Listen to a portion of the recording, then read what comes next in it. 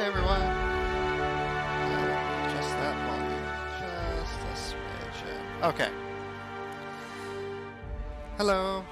Welcome to the Outer Worlds. I played this once before, but I didn't get very far. So tonight is going to be essentially the start of a brand new playthrough. We'll see how well that goes. I was intending actually to make the character beforehand, but I figured it's part of like the story to see the character being like created in a sense. So I figured why not just do it live. So with that, I'm gonna start this game up. Also, I love how my visuals match the game title screen. Alright, I'll play on normal because I'm a wimp. And there's a good chance I will die even still. Just go figure. I'll leave subtitles on, cinematic, and that should be fine, I think. We'll do that. I'll go with 2. Okay. Here we go. Why stay earthbound when prosperity awaits you in the stars?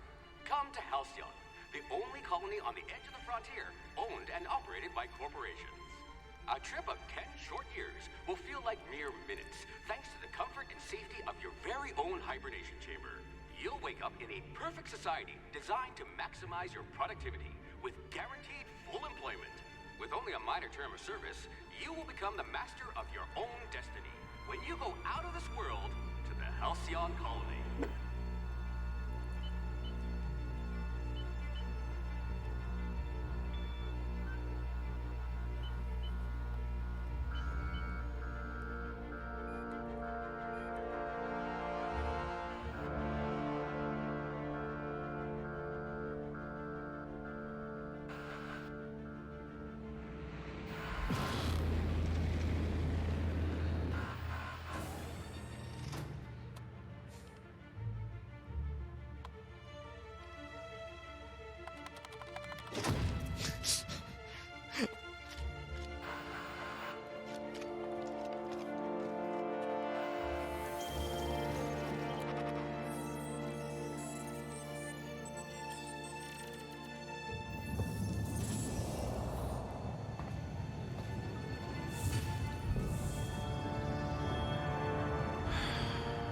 Hundreds of thousands of colonists left adrift out here forever, just to keep from damaging the board's bottom line.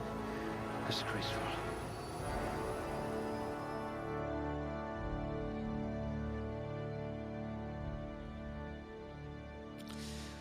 All right, so I picked out some stuff ahead of time.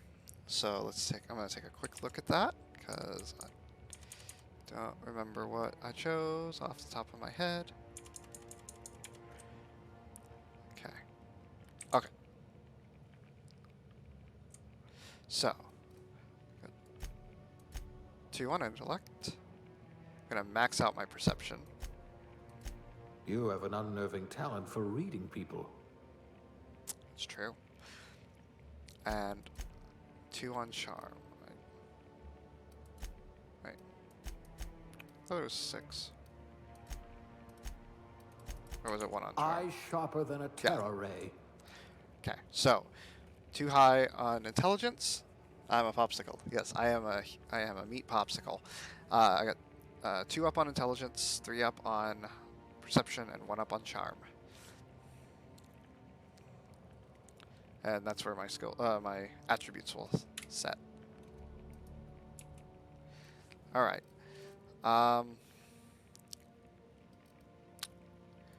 We're gonna put. I hear monarchs in need of more game hunters. Let's see. I think a point there.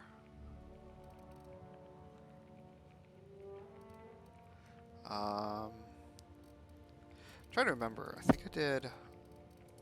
I hope we haven't lost that silver tongue to frostbite. Yeah, it was dialogue and tech. You wrote that paper on Block breeding a those are pretty cystipig with 30% more tumors. That's true. All right, and for the aptitudes. Now, these are hilarious, so I'm going to read through some of them.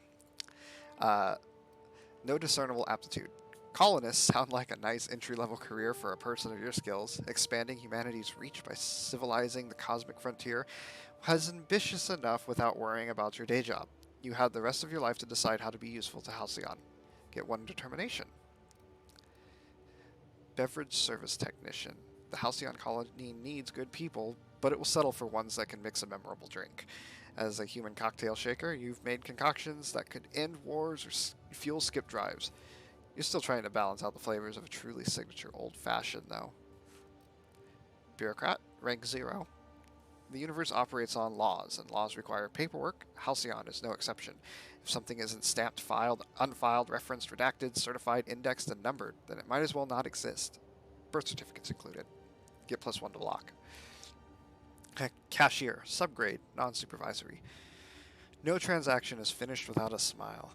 You live for the ka-chunk of a bit cartridge getting inserted right side up, the redemption of loyalty points, and the promise of a good day.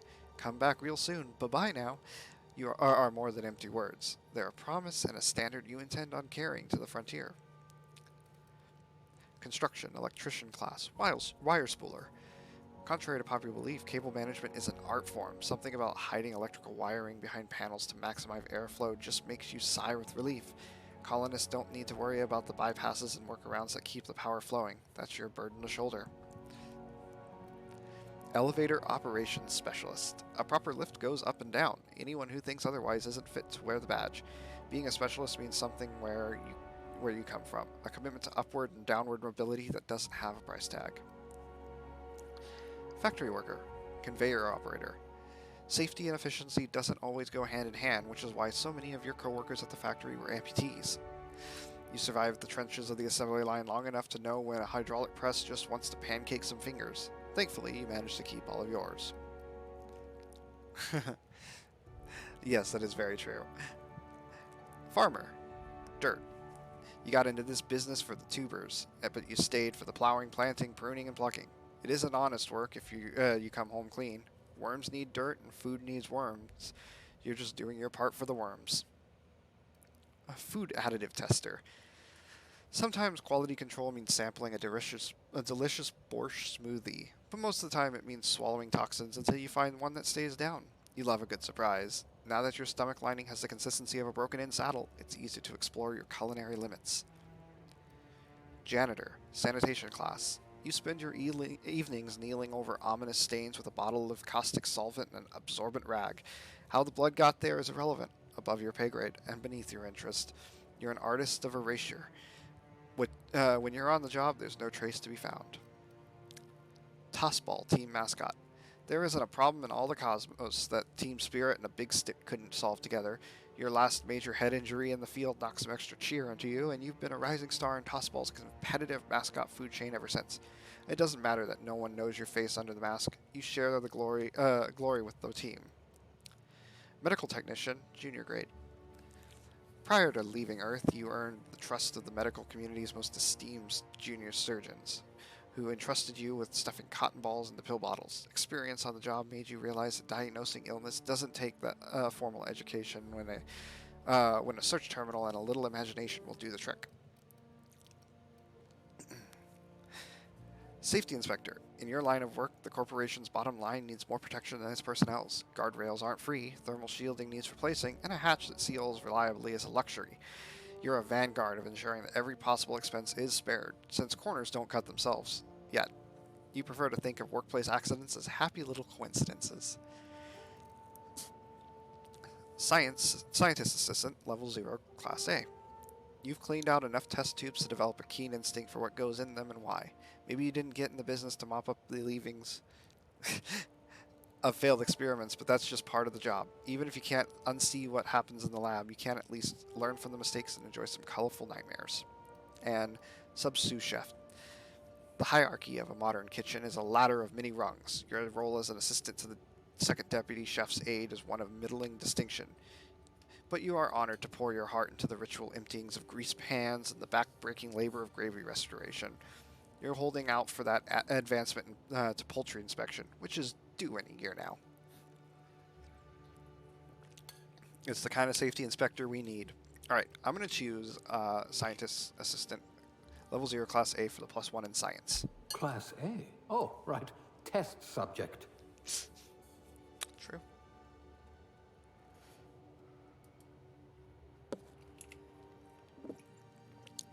All right, time to make a character. I'm going to go with female, as per usual. I promise I will not take all night on this. Just watch my entire first stream. It's just me making a character. 3 hours go by, and it's like, oh, this is great. Perfect. I've chosen the character I want.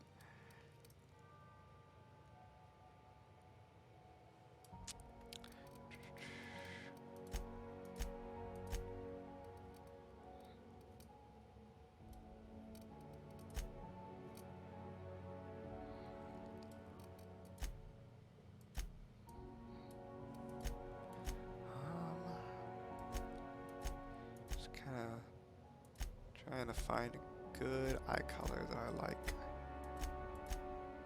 I like that one. Oh, I like that one a lot, actually. Yeah, that is very true.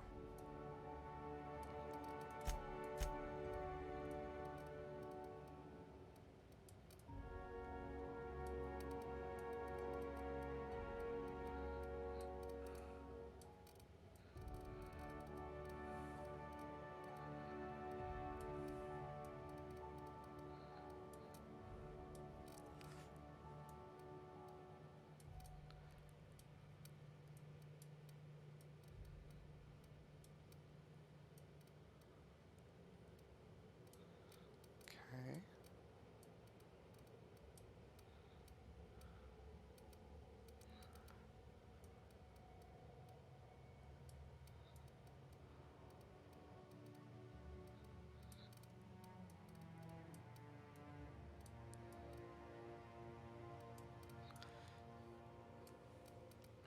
Let's increase the nose size a little bit. And let's bring a little tilt in. Nose width, kind of narrow it. And there we go. All right, let's choose some hair.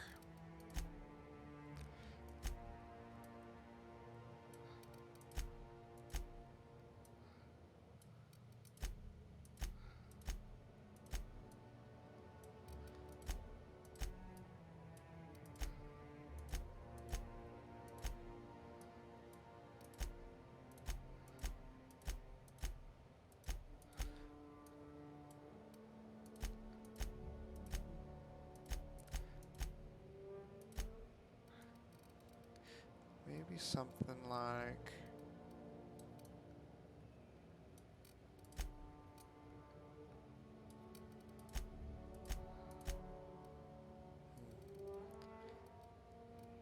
Character creation is always the hardest thing for me.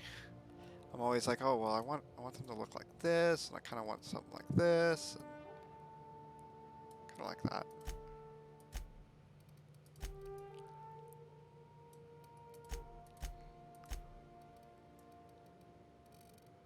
Some vibrant colors.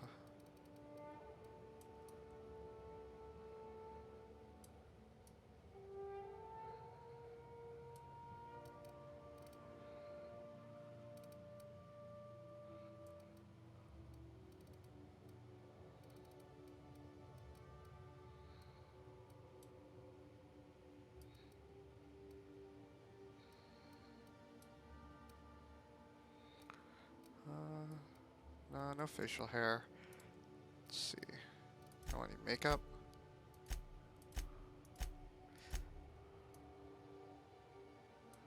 Let's see, actually, I'm gonna move her eyes a little bit too.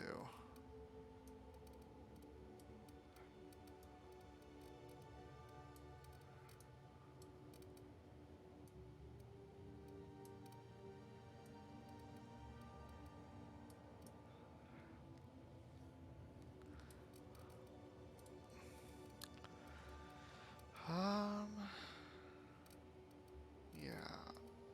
Scars.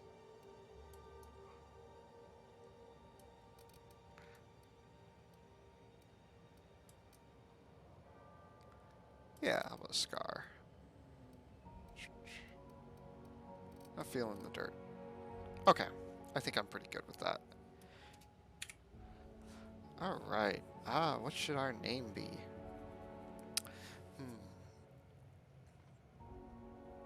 Now the hardest part in the entire game, naming your character. Not that it overly matters, right?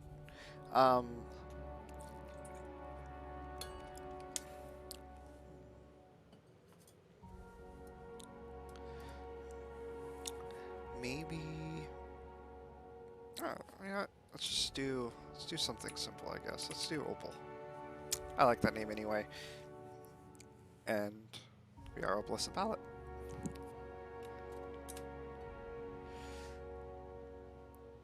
Yep.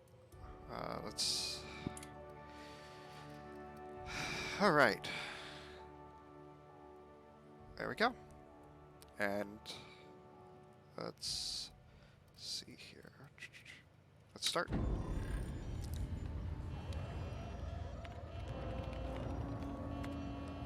Looks to be your lucky day, my friend.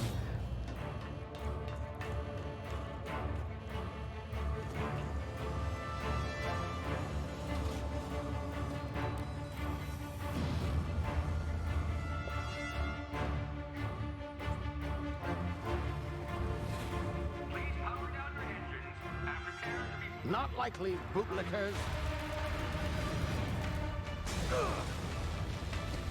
Initiate skip jump.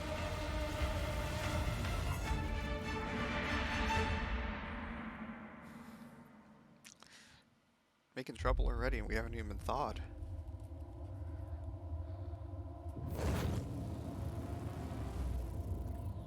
Status. Structural integrity down 25%. Power levels down 11%. Skip drive. Shit. Inoperable.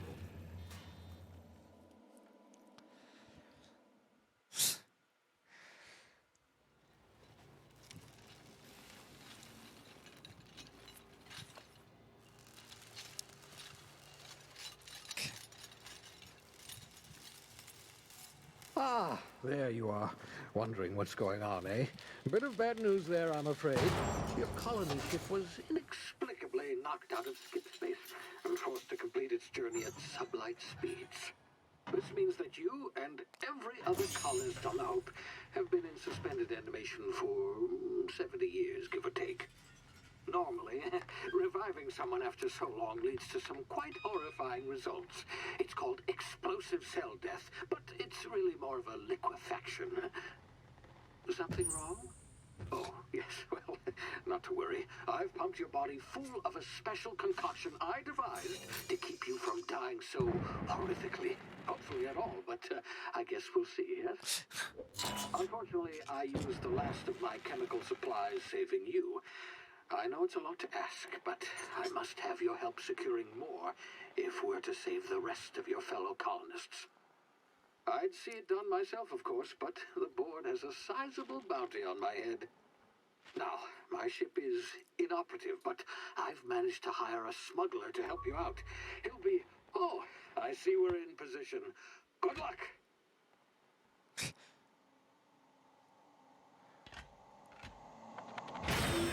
Kind of a rough ship, huh?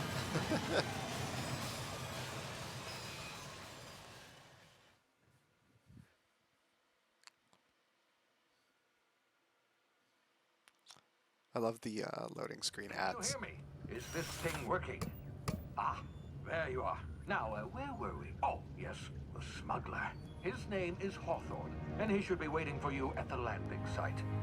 He's to be your chauffeur, so to speak. Not to worry. I'm told he's a specialist. Dashing gunslinger, one-of-a-kind ship, that sort of thing. You'll like him, I'm sure. I've also outfitted you with a simple wireless monitor, so I can track your progress. I'll check in with you as soon as you land. Good luck. All the colonists are counting on you.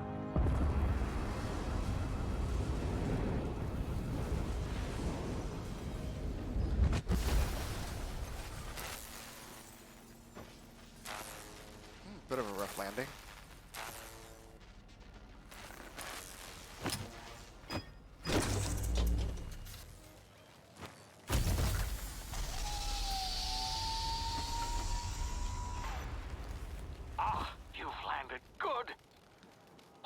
should be close by. What in law's name? Is that him? Oh, that idiot. I told him to plant the beacon and move away, not stand there holding it. Oh well, no sense in letting his ship go to waste. Hawthorne won't mind you taking his ship. Better you than the board, huh? Oh, Not man. sure I trusted the fellow. Might have gone after the bounty on my head. Shame about the whole squashing thing. Nasty way to go. Yeah, getting hit by something basically falling out of orbit doesn't sound pleasant.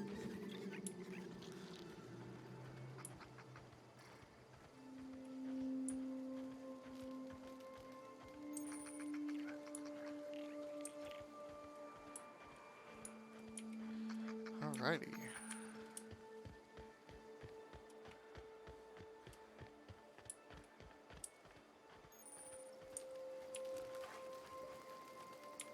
There's a corpse.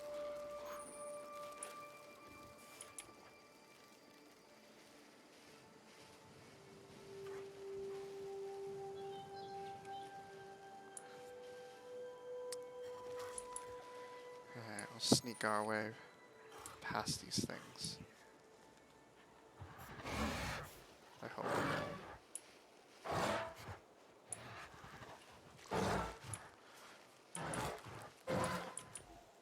Alright, looks like we avoided them.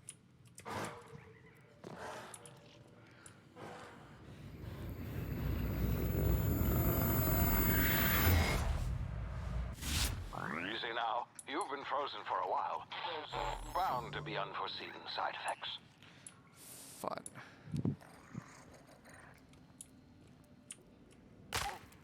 Ow. Okay. All healed up. And look, it's a person. Hey, you, come here. You've tried the best now. Now try the rest. Spacer's choice. Oh, wow, that stings.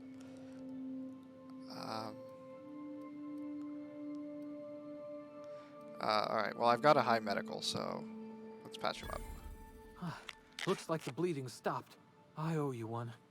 Hope you don't mind me omitting this little exchange from my report. Spacer's Choice doesn't like us accepting outside help. Spacers, what? Oh, we're all part of the Spacer's Choice family here. Not that I deserve to be. Can't even deliver a company slogan. We were out on patrol. I saw a marauder camp up in the hills. Thought I could take them. Then my gun misfired. Right through my side. I mean, what are the odds of that, right? Just barely scraped by with my life. Crawled in here and blocked off the exit with those canisters. Okay, so what's this about marauders? Gibbering, flesh-eating, law-breaking, unemployed lunatics with guns. Some hullhead grounded their spacecraft out in the open. That's a real good way to attract marauders. See those canisters by the entrance? Marauders come sniffing around in here, and I can take them all out with a single shot. Not bad, huh? Alright, well, let's use Persuade. Thinking of leading with that one. I've got a better idea. Give me your gun and I'll go for help. Yeah, okay. You look like you know your way around a gun. Got some spare ammo, not counting the bullet in my side. Here, you can have my saber too, for patching me up and all. All Spacer's Choice weapons are now 30% less likely to malfunction. You've tried the best, now try the rest. Spacer's Choice. Yes, nailed it that time. Can you tell me where I am? You hit your head or something? You're in Emerald Vale. We're a Spacer's Choice community. Edgewater's a little ways down. Prettiest place in the Vale. Be sure to stop by a provisioner's for a can of our famous salt tuna. Do you know anything about the Hope? The Hope? Is that some sort of fancy new drug? Are you with Auntie Cleo or something? Don't take this the wrong way or nothing, but I'm not allowed to fraternize with Cleo workers. Company policy. Yeah, I'm done. Alright. Well, I got a pistol. Let's see. Anything else in here that I can swipe? Doesn't look like it. Okay. Oh, what just happened? Can you hear me? What in the hell? This...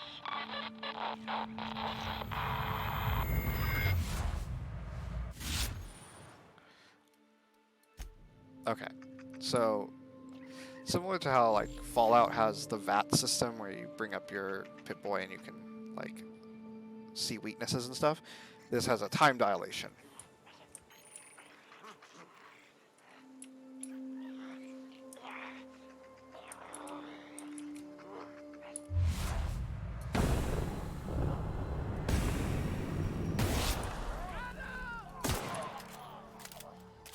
That was easy. Alright. Take some ammo. Mock fruit. Bananas. Just gonna loot the place. I don't have enough lockpicks for that. Oh wait. No, I do. Let's see if there's anything good in here. Melee weapon. So I'm not gonna be using melee weapons. I'm gonna focus primarily on firearms, particularly long range, if I can help it.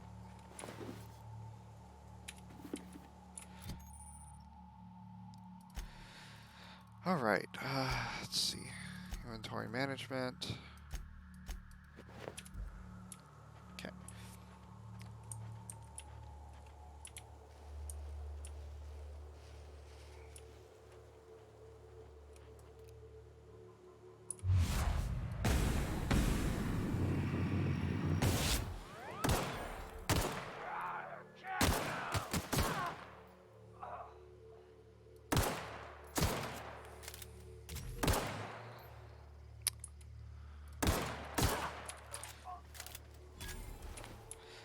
Not very good for marauder, like for villains, are they? Like, or not villains, but like the bad guys, marauders. Pretty easy pickings. I feel like I'm missing a corpse. There was one more in here somewhere, but I don't see him.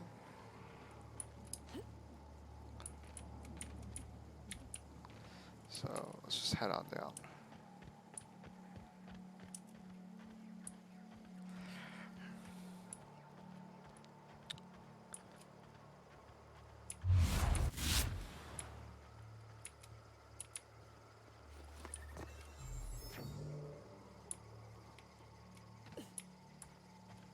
Hey! Get over here before you get yourself killed. Hello? Don't know where you came from, stranger, but you best keep your head down. There's marauders hereabouts, and worse, landing violators. Gall on that rung leech. Landing in the Vale without using an official Spacer's Choice landing pad. I'd slap him with a fine if it weren't for all these marauders shambling about. I noticed that, yeah.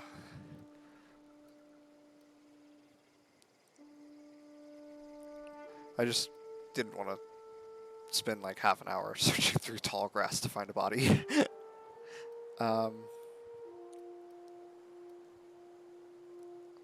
So I heard I found one of your teammates hold in a cave. Really? How is he?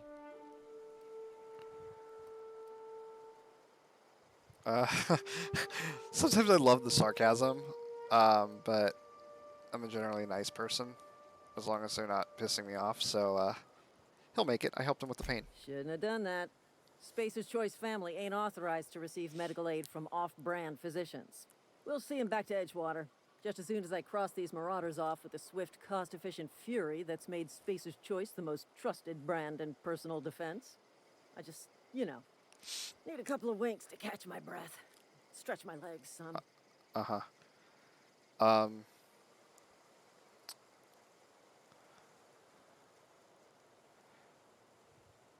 I could use one of the checks. I think I will. Well, sometimes. Management's real good at cost-benefit analysis. But, seeing as I'm the acting manager in this situation, you know what? You're right. It's time we cross those marauders off, find whoever owns that ship, and file a full report. Then it's gonna be fucking laminated. Here we go.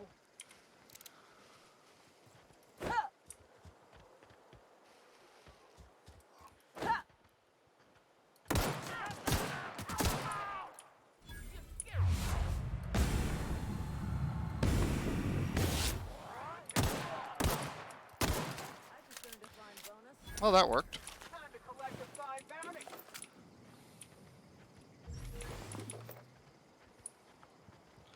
Got some corpses to loot. Cool. This is gonna take a lot of paperwork. Bullets. Alright, so let's take a look at the ship, yeah?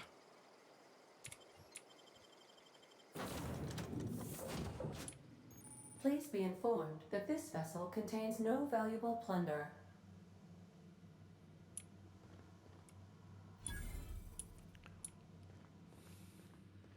Unauthorized access of spacefaring vessels is a crime.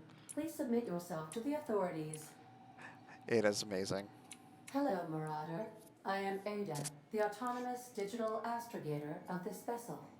Please be informed that I am authorized to use violent retribution against unwanted solicitors. Please return any misappropriated equipment and exit this vessel in an orderly fashion. Failure to do so will result in your immediate destruction. What are you gonna do? Self-destruct? Gesture procedures initiated. Please engage in airlocks. Prepare to reject all boarded parties in 5, 4, 3, 2, 1.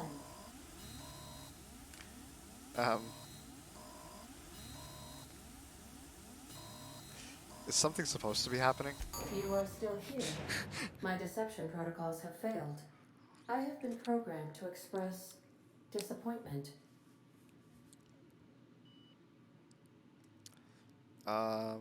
Is this Hawthorne ship? This vessel is the registered property of Captain Alex Hawthorne. I am incapable of accepting orders from anyone other than Captain Alex Hawthorne.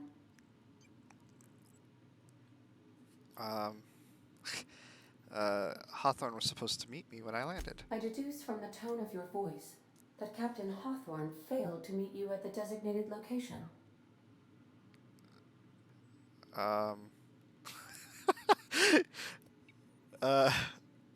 I'm still gonna be nice. Hawthorne's dead, I'm sorry. I understand. I will require some time to process this information. Thank you for your patience and for your honesty. I am programmed to take orders exclusively from Captain Hawthorne. If I accept your orders, then you must be Captain Hawthorne. Do you understand? I get it. You need me to get Captain Hawthorne or you can't fly. Well done, Captain Hawthorne. I see your powers of deductive reasoning remain intact. Unfortunately, our engine is currently inoperable. Our main drive suffered a critical power failure, and we were forced to make an emergency landing. The main drive's power regulator has been irreparably damaged and must be replaced. Well, I've got high engineering, so let's make the check. I doubt I'll find a part like that just sitting in a garage. Astutely observed. However, the probability of locating a power regulator within a worker settlement falls within acceptable parameters of certainty. High-capacity power regulators are sometimes employed in the electrical networks of worker settlements.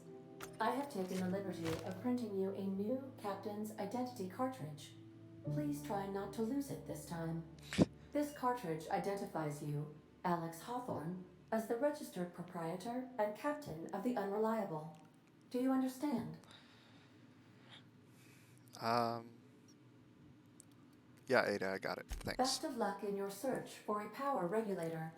Try to stay alive this time.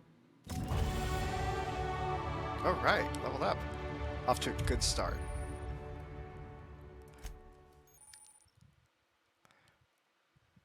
Cool. Okay. So death is merely a setback for Captain Alex Hawthorne, so it seems. I want to up this a little bit because I want to try and get hacked to 20. Okay. And then let's do 5 there and 1 there. No, let's do dialogue. There we go. All right. Cool. Sweet. Okay, and we got a perk. What do we have? Time dilations last longer. All right, so we got just different perks. I know you have to choose. You have to get 5 perks in the first category before you can get perks in the second, and then 5 in the second before you can get ones in the third. So let me take a look here. What ones did I choose? I'm gonna choose. I'm gonna take high maintenance because I hate having to deal with weapon durability and all for the moment. Okay. Cool. All right.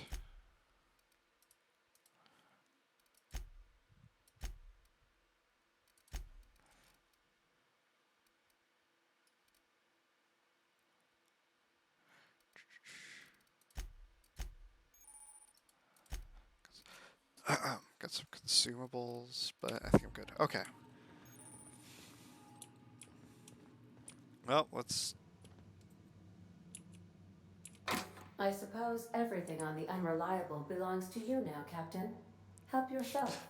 No, really. I can feel the sarcasm dripping from her voice. Yes, save often. Right. Okay. All right. Let's head on out. Say, this wouldn't happen to be your ship, would it? Because you sure walked in it like it was your ship. And if this ship is yours, well, ma'am, you owe Spacer's Choice a hefty fine. Afraid we gotta dock your pay. I attest lying. But you've got it all wrong. I'm a Starship Safety Inspector. I'm so sorry. I had no idea we had an inspector coming. If you'd like to speak with my manager, I report to Constable Reyes in Edgewater. Edgewater's not too far. Just follow the road east of here, over past the cemetery. Now, if you'll excuse me, I need to inspect the crime scene before I make my report. All right, well, don't have to deal with that.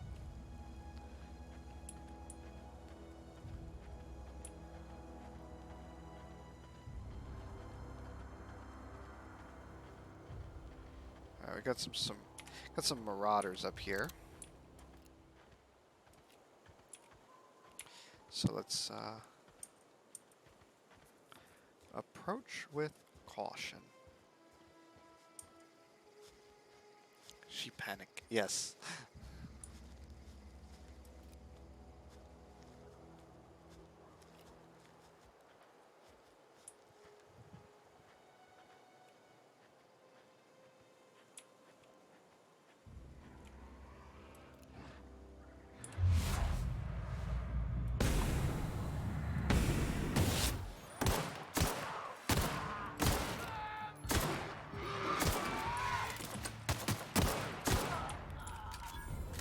Cool.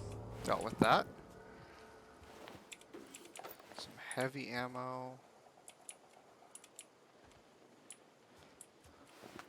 Another light pistol. Some bits. I was hoping for like a rifle or something. Drino.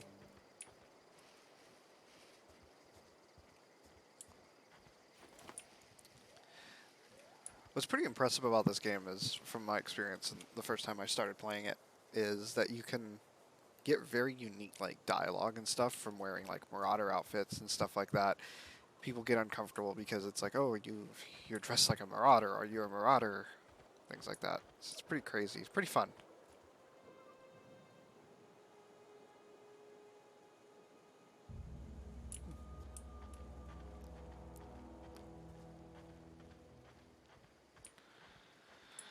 Alrighty.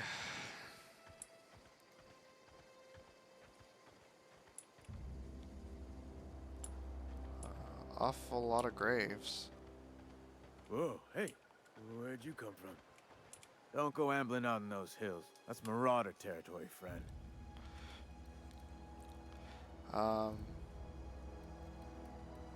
My pod crashed in the hills back there. Your pod? What are you on about? You take a bruise to the cranium? Ain't safe out here. You'd best head into town. Avail yourself of Edgewater's high walls and low prices.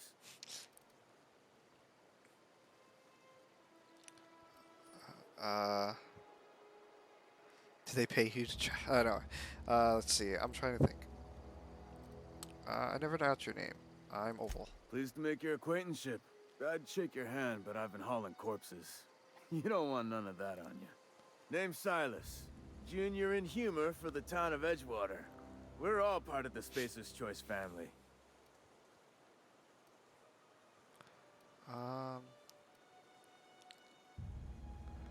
Junior in humor. Fancy title for a gravedigger.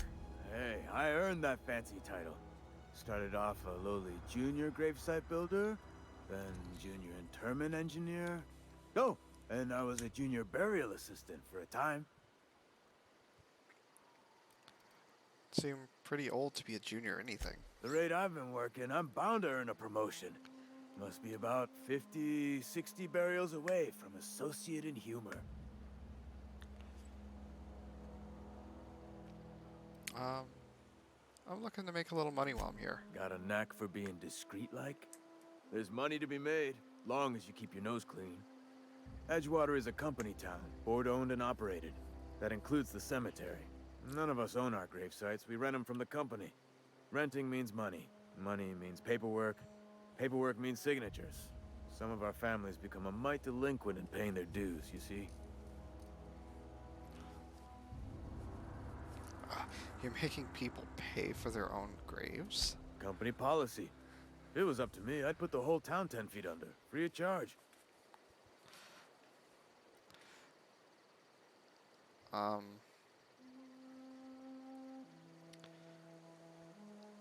Alright, I'll collect your fees for you. 4 workers still haven't paid up. Phyllis, Conrad, Ludwig, and Martin Abernathy. He's a special case. You may want to twist his arm a little. Why is Abernathy a special case? He just is. Look, I don't want to get into it. Just make sure he pays up. Where can I find these people? Conrad's got a barbershop in town. Phyllis works at the cannery most hours. Abernathy... I ain't seen him in a few days. His domicile is near the cannery. You'll find him in town. All except Ludwig, that is. He's over by the landing pad. There's something else I wanted to ask you. Yeah?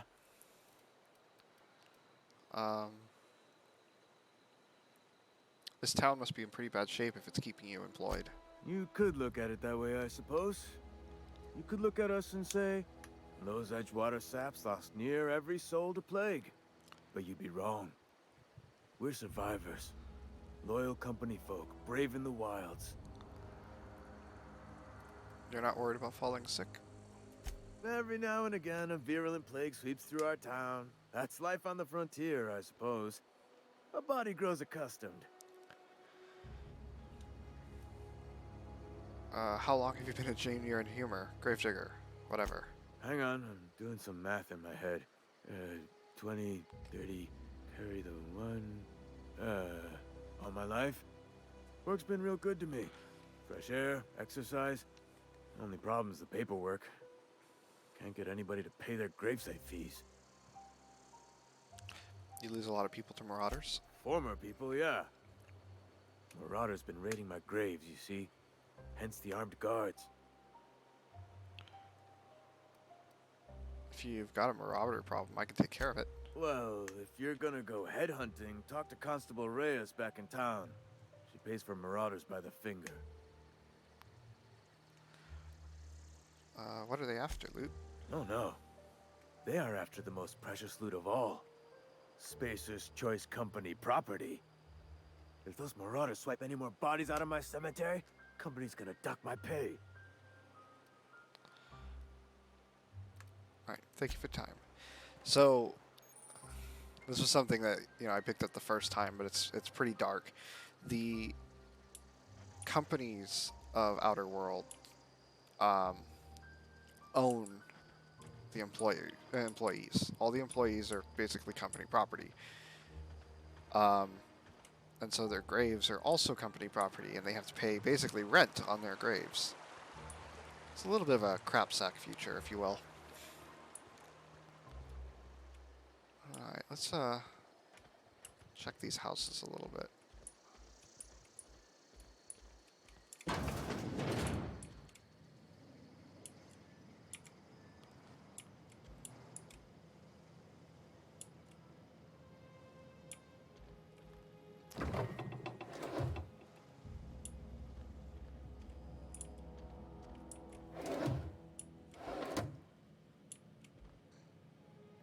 Not too much into stealing. Only if it comes down to it, do I do it. If I need it for something. For the most part, I'm pretty, sweet.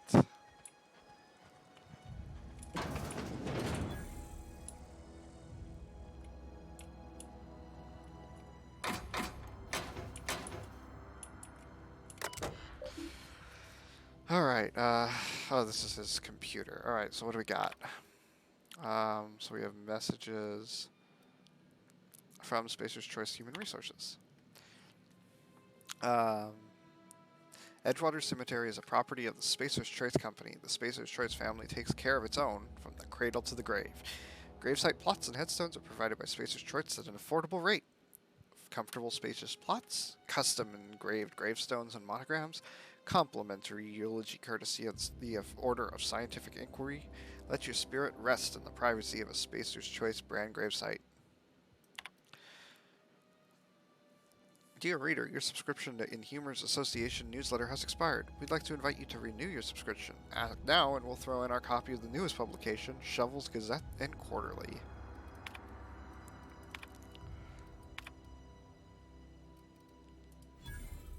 Okay. Burial invoice. Theodore Granger. Industrial accident was the cause of death. Successfully interred in gravesite 13F. Paid and accounted for. Teddy's corpse was missing a hand. Deducted 5 bits from gravesite fee because I'm a kindly fellow.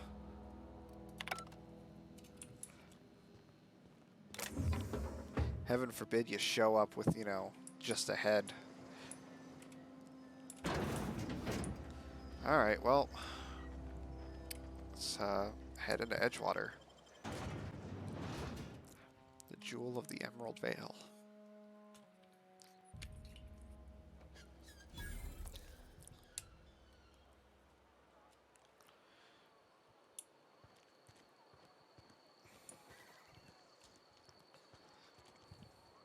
Okay, so let's see.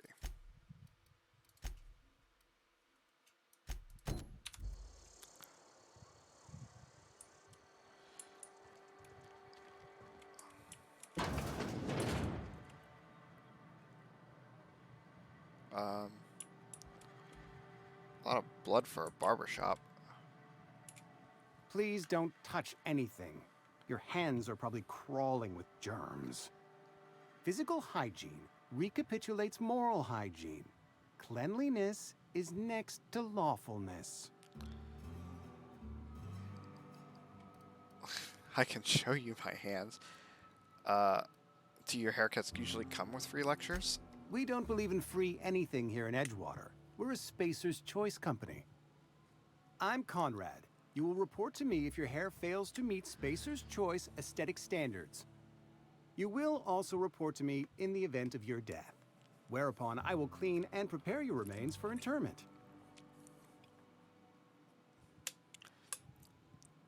Prepare my remains for what? Burial, in the unfortunate event of a fatality. It's what a barber does. We make you presentable. Speaking of burials, Silas sent me to collect your fees. Ah, gravesite fees. Silas and I had talked about this at length. I thought I'd made it clear my pecuniary situation precludes the necessary restitutions. You mean you're broke? As broke as pie crust, friend. Bitless, indigent, destitute. I simply cannot afford it. I am a blemish on the prosperity of our fair settlement. When I expire, I expect Silas to toss my body into a ditch.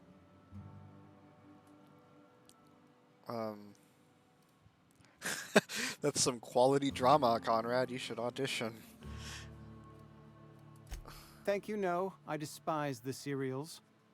Tell Silas I can't afford to pay, and that I fully expect to have my medical rights revoked for this dereliction. With my apologies.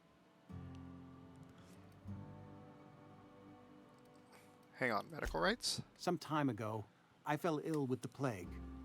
By the grace of the law, and through my own hard work, I'd proven worthy of treatment. Frankly, I don't imagine I'll earn that right a second time. The barber work hasn't been profitable, you see. I've had to keep this old place running with my own savings. Just give Silas an IOU. Not a bad idea. But I'd need some kind of collateral. My pair of lucky clippers. No, that won't do. Your idea intrigues me, but I'm afraid I don't have anything to give Silas. I'm open to suggestions. I'll let you know if I think of anything. Much obliged.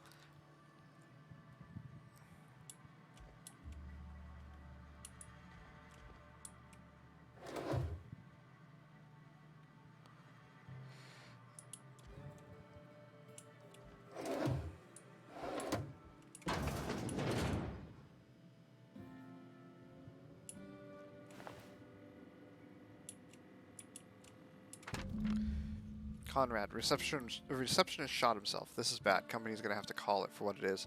Destruction of Spacer's Choice property. Eugene was an asset and somebody has to pay his body price. This is gonna ruin us. So I was thinking that we pawn off his teeth. Eugene had a full set of gold teeth, heirloom passed down his family or something. You're processing the body, right? Just dig around and pry them out. We sell the teeth somewhere nice and quiet, use the bits to pay his body price, and nobody's the wiser. What do you think? Don't write back. In fact, don't talk to me at all. Just give me a special signal next time you see me. Waggle your eyebrows. Phyllis G. So again, the company owns their employees. And as such, their property. And when you commit suicide, that's destruction of company property. So now he has to pay the fine for that, even though he's dead.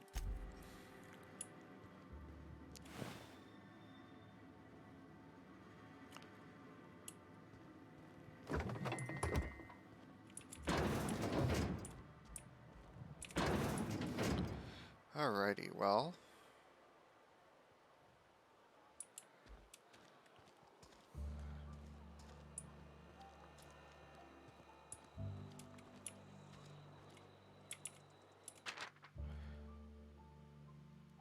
Wanted, Gulamane Gil Anthem. Spacer's Choice Department of Retirement. A writ of execution effective immediately for Gilum. I'm not keep saying his name.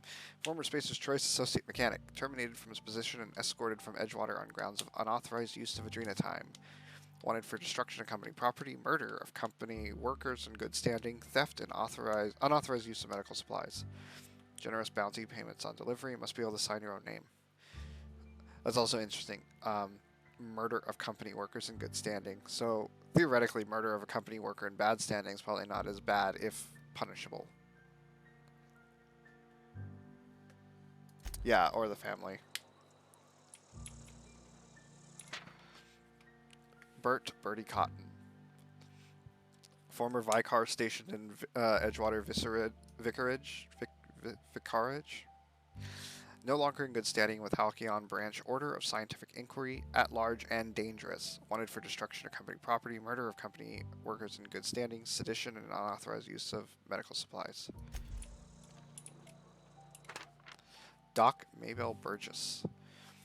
Former Spacer's Choice physician, condemned on charges of dereliction of duty. Disappeared from Edgewater with 2 parcels of adrenatime, at large and dangerous. Vandalism and unlicensed practice of medicine on seditious criminals is additional charges there. Almost lost a finger in the cannery today. We should keep our voices down.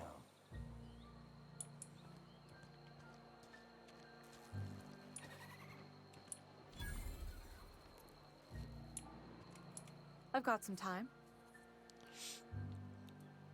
What do you do here? Oh, I'm an actuary.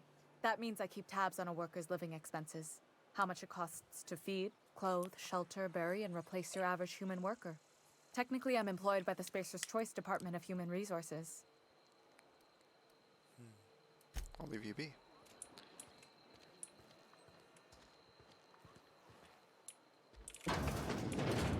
Yes, Mr. Thompson.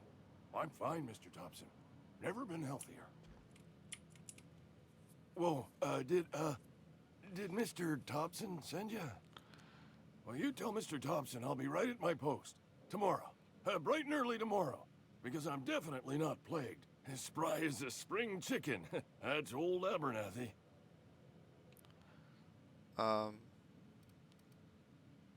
You want to tell me what's got you so nervous? You some sort of wandering alienist? Walking into a man's own domicile, pestering him about his mental state?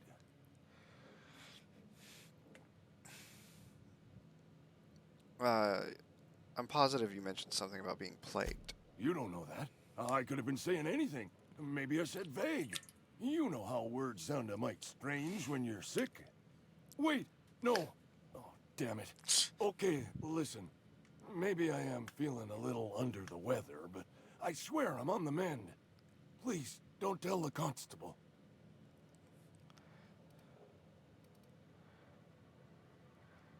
You should put a sign over your door or something, or at least cover your mouth. And become the town pariah? I'm already the oldest worker in town. I don't need to give him another reason to avoid me. Hey, you're hale and healthy and possibly for hire, ain't ya? Do a good turn for an expiring old man? Depends on what you need. Couple hours out of your day and some light second story work. That's all. There's a cache of anthracillin tucked away in the old community center. Powerful stuff.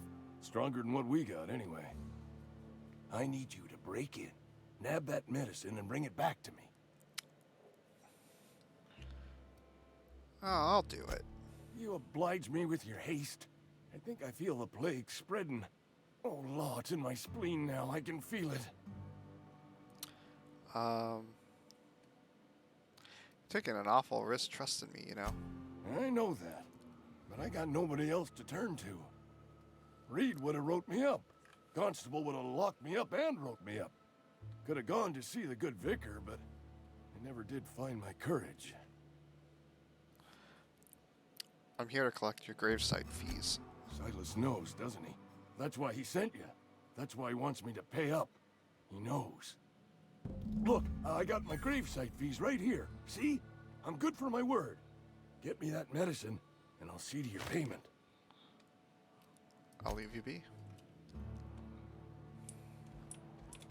You're making a mistake working for Abernathy. Okay. Excuse me.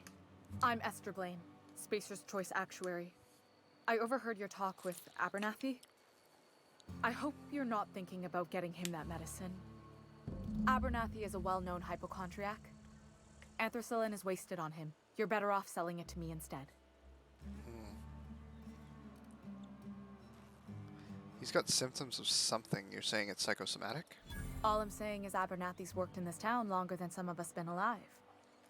How do I put this gently? He's got a lot of cobwebs up in his attic.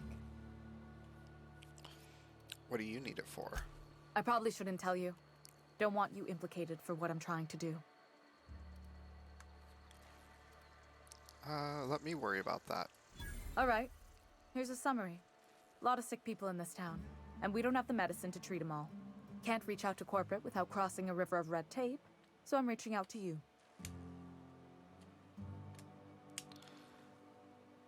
I get it. You need someone to smuggle the medicine under the table. Something like that. Look, I'm not in the habit of law breaking, but sometimes you've got to do the wrong thing for the right reasons. I'll think about it. That's all I can ask of you.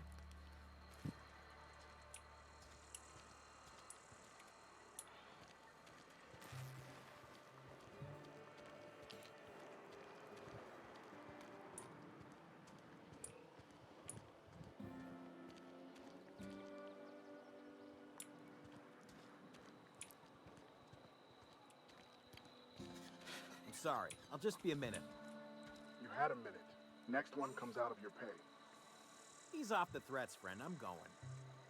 Boss's orders. We all got quotas to make.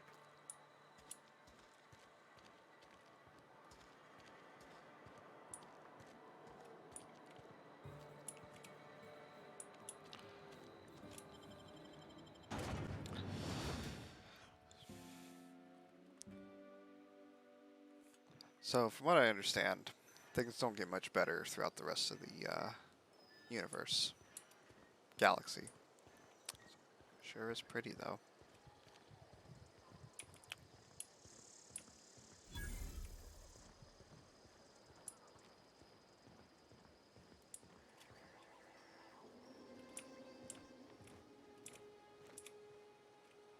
Thank the law.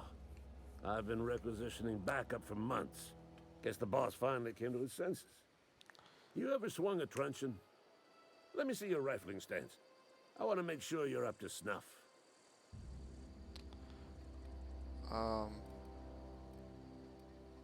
What are you babbling about?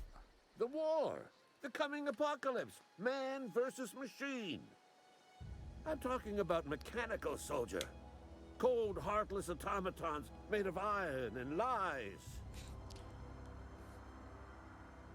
Yeah, gotta watch out for those mechanicals. That's right. That's what I've been saying.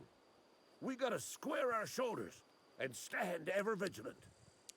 Auto-mechanicals. Creatures forged in the fires of malevolence. I seen them over by the old power plant, clattering about, firing at the birds, orchestrating their uprising. When the swarms of mechanicals come clanging on over that hill, where will you be? Cowering beneath your cot? Or standing shoulder to shoulder with the resistance? If your resistance needs another gun, I am for hire. I've been gathering up a war chest over the years. Saltuna cans, mostly. Some Spacer's chaw. Few bit carts. I'll reward you for your aid.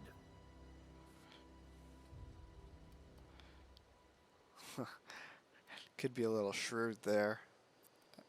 But I'm not too worried about money at the moment. What do you need done? They have sent a scout, prowling around the junkyard just behind our beloved town. This scout must not be permitted to return to its base of operations. Cross it off, then report back. If I'm going after this mechanical scout, I could use a couple pointers. Mechanical's got a weak spot in their midsections. I think the technical term is, the blue glowy square thing. Cool. Silas sent me. You owe him your gravesite fees. I told Silas I'd pay my dues if he agreed to join the resistance. Guess this means he's finally heard the calling.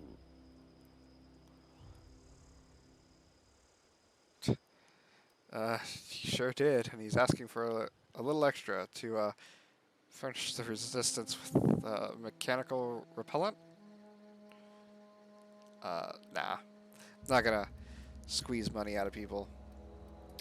Go on. Got a question for you. What do you have against mechanicals? You ever seen the way a mechanical just stands there? Just looking at you, scanning you with its murderous oculars.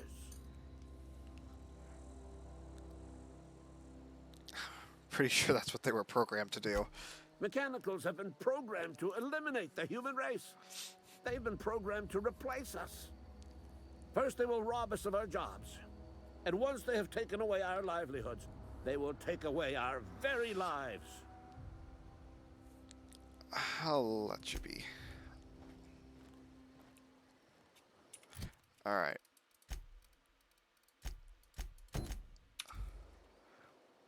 Die, robot, die.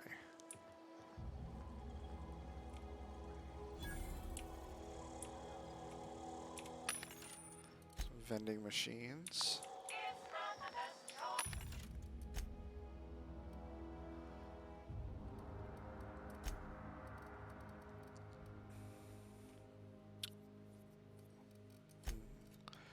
Let's see.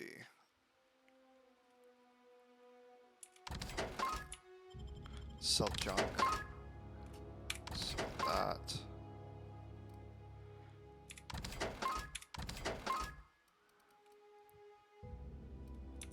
Alright.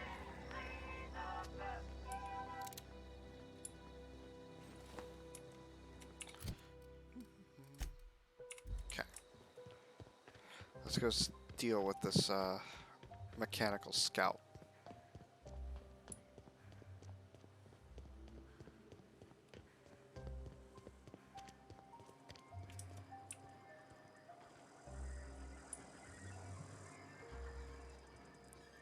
Love the music in this. It's very haunting in a way.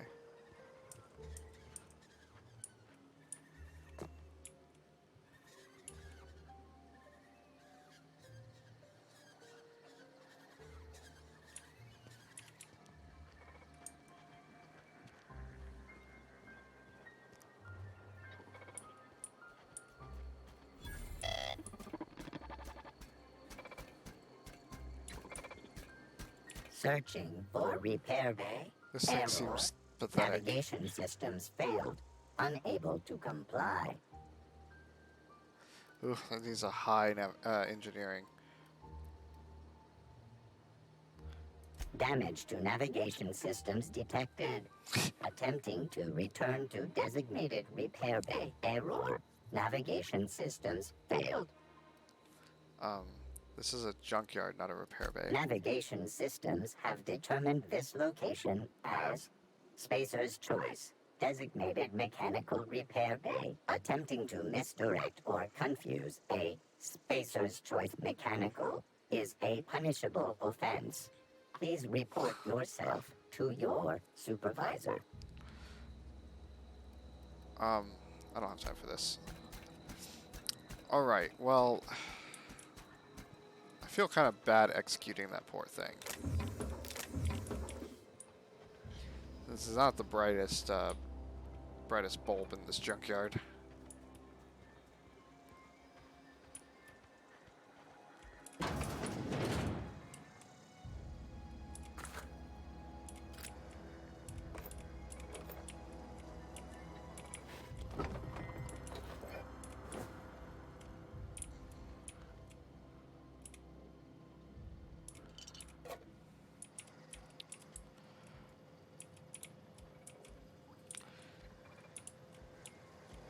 Alright, well.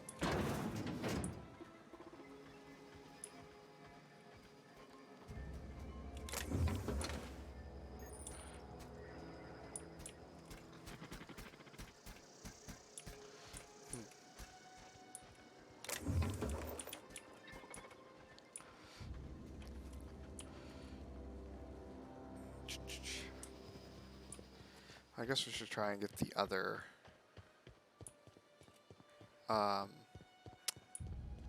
gravesite fees.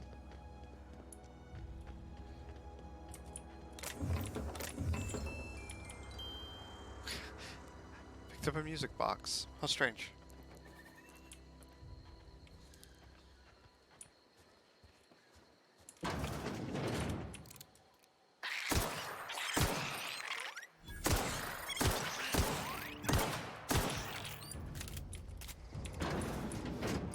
Alrighty. Let's... Don't have any lockpicks at the moment.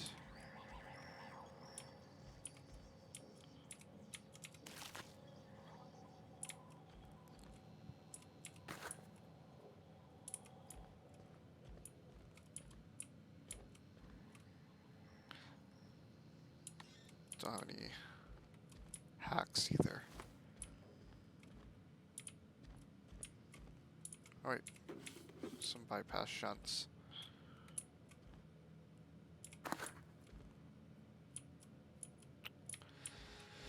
Well, I guess I can use those, see what I've got, what I get out of them, out of this.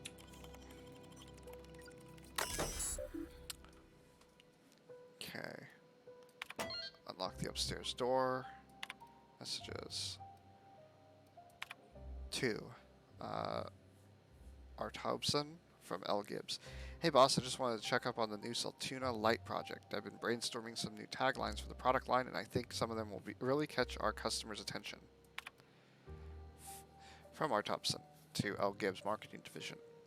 Dear Lawrence, I appreciate your hard work on behalf of our beloved brand of Saltuna.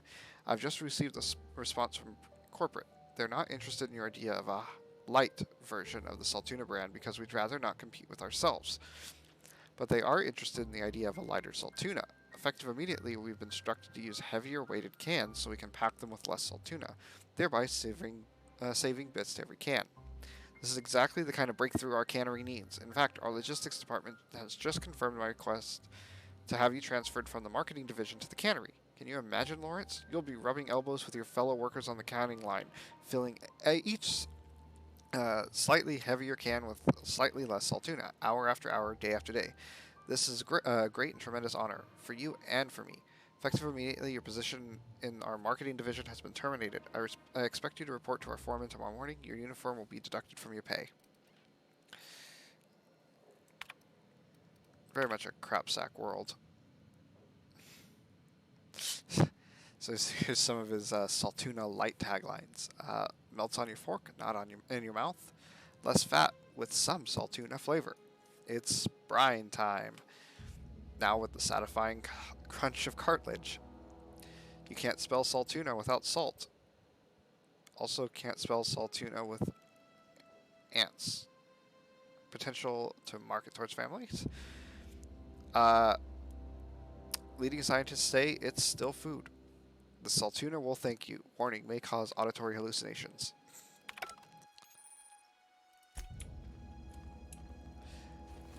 So obviously, yes, I'm doing some illegal activities snooping around in here, but that's okay.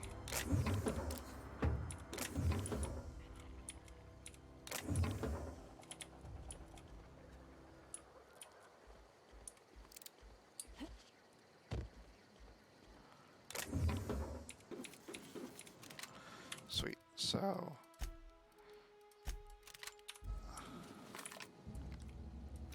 got an assault rifle. That's helpful.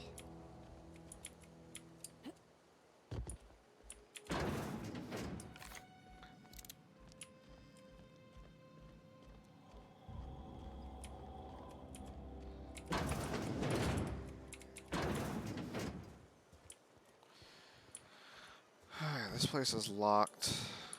I'll come back to it later.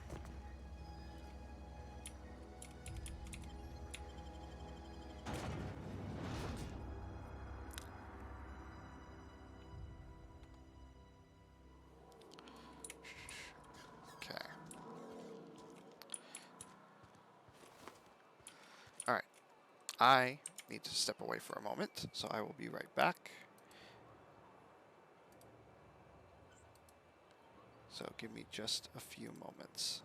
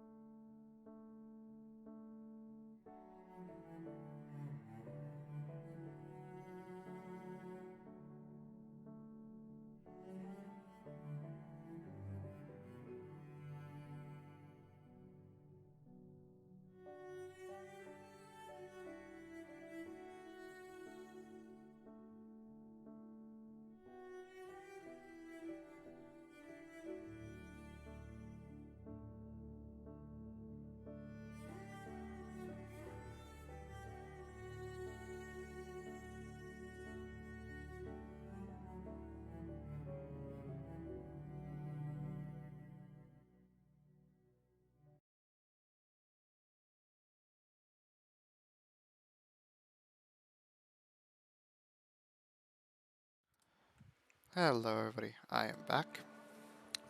Let's get back to it. Just had to quickly step away, take a breather.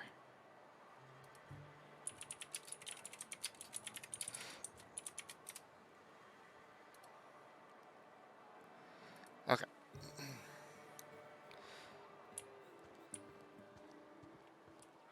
So,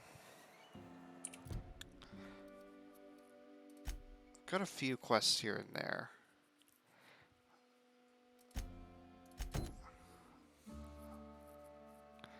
Gotta go talk to Phyllis here. And I guess you can always run into Tobson.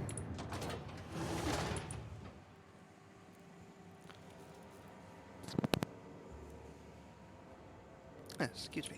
Kind of sneezed there. Alright, notifications. Lost and found. Found 1, left hand, severed at the wrist, some bone damage. People, this is our second unscheduled amputation in as many months. Please exercise caution and safety around this machinery. Maintenance fees will be deducted from your pay. You know whose hand that was.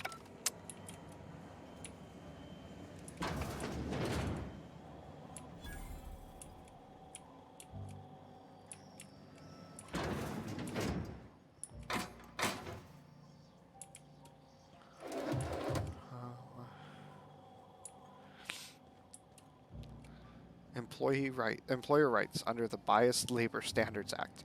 Wage determined by merit of your work. Overtime may result in higher pay if the quality of said work is considered exemplary. Your employer has the right to dock your pay should you damage any facilities or equipment. It is your responsibility, not your employer's, to avoid workplace hazards. So you can kind of see how the world is, or how like labor laws have worked out in the future.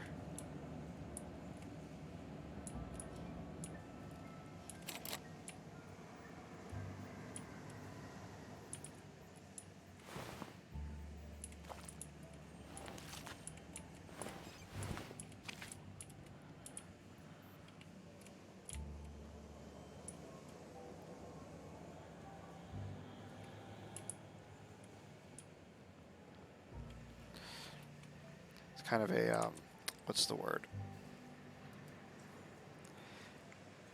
Crap sack? Crap sack universe? You the new worker? Whatever. Make it quick, Tenderfoot. I'm busy.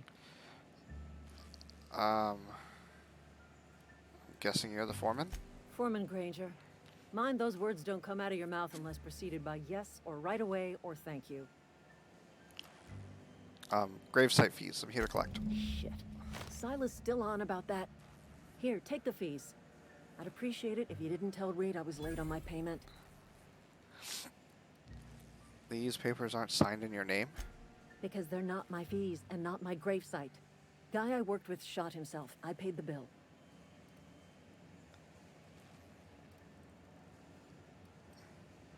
You have to pay for your neighbor's gravesite fees? If you're not familiar with board law, you ought to be.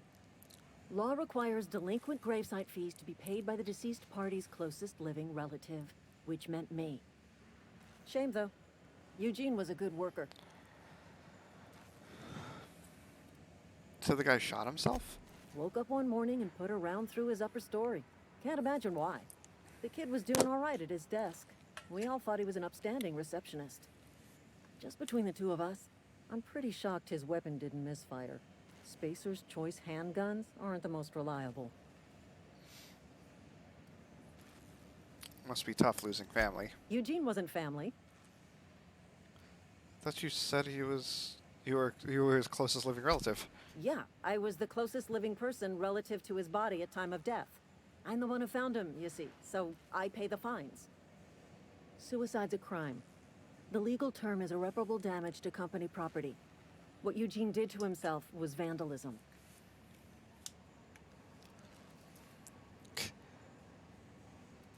What are they going to do, arrest his corpse? When one of your workers commits a crime, the entire town pays for it. In other words, Edgewater would have been penalized pretty hard. Whatever Eugene was worth as an asset, we would have had to pay out of pocket to Spacer's Choice.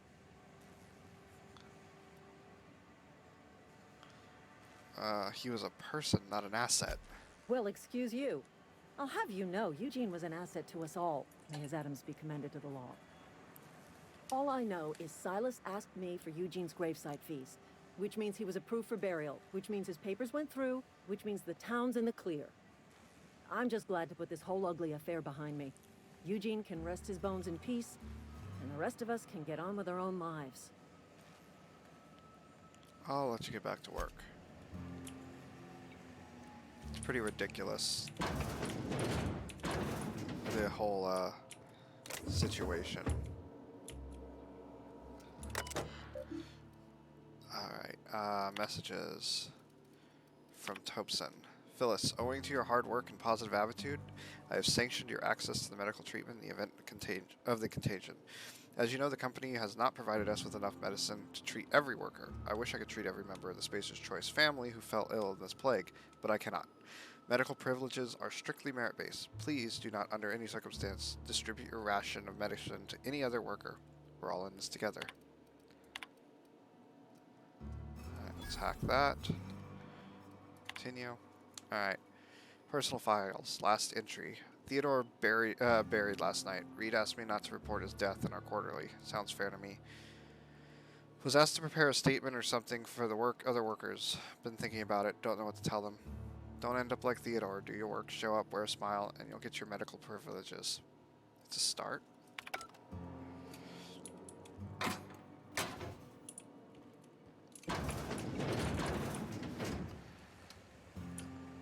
Alright, well.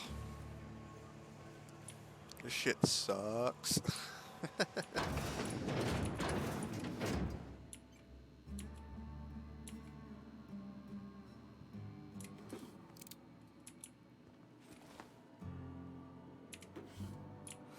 I might start stealing a little bit, just to hurry things up.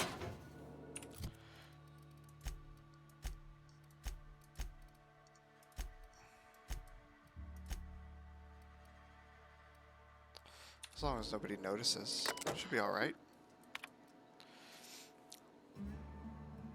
From the office of Reed Tobson, Outpost Administrator. Symptoms of infection have now reached a critical mass. I have instructed our staff to transform the old domicile into a sick house.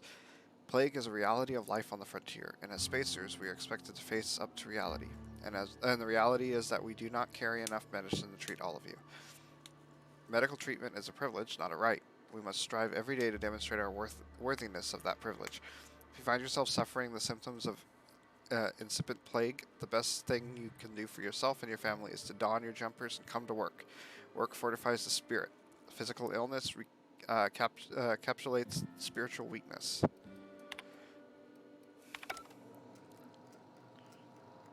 So yeah, they obsessively view work and stuff like that as not just a privilege, but earning privileges through it, so to speak.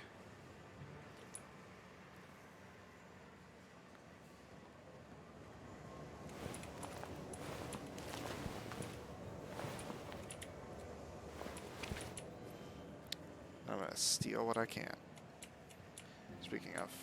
I know I said earlier I wasn't gonna steal. I've changed my mind. As long as I can get away with it, I'm going to do it.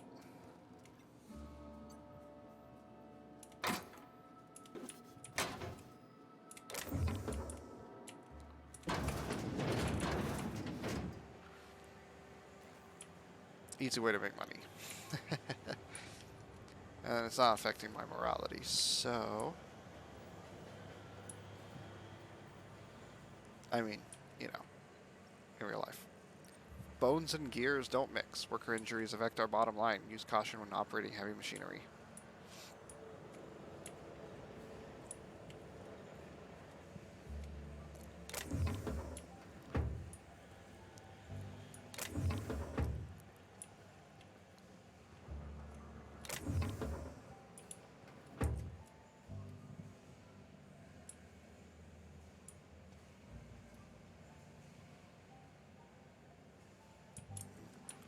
I don't trust myself to not be seen right there.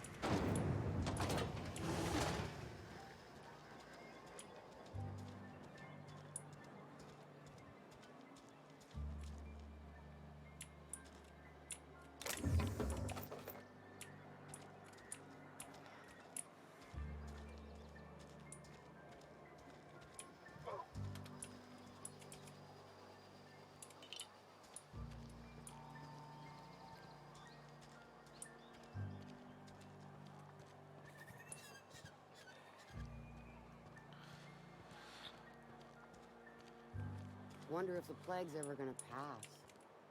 Just keep working. Work fortifies the spirit.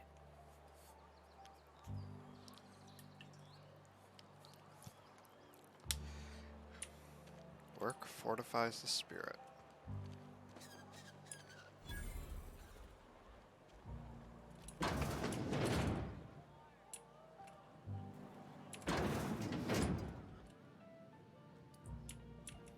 You read the latest report? Only the part that said we ain't making our quotas. If only McDevitt's folk hadn't abandoned us. Cannery could use those extra hands. Nothing we can do about that. Sure there is. We can have another zero-G. I don't know you. I'm mobile. Amelia Kim, Spacer's Choice Beverage Dispenser. I don't know what you're about, but this here's a Spacer's Choice drinking establishment. We're all loyal, hard-working company folk here.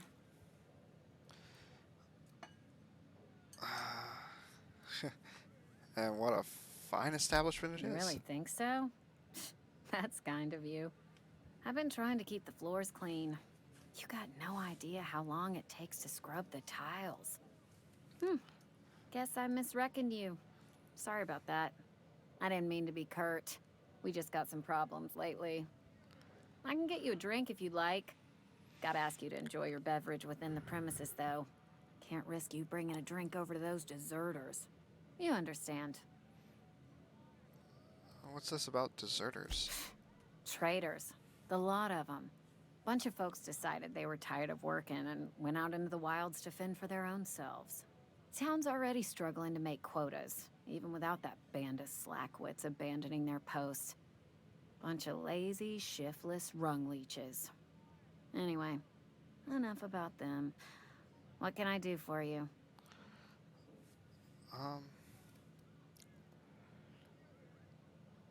I just felt like chatting. Go ahead.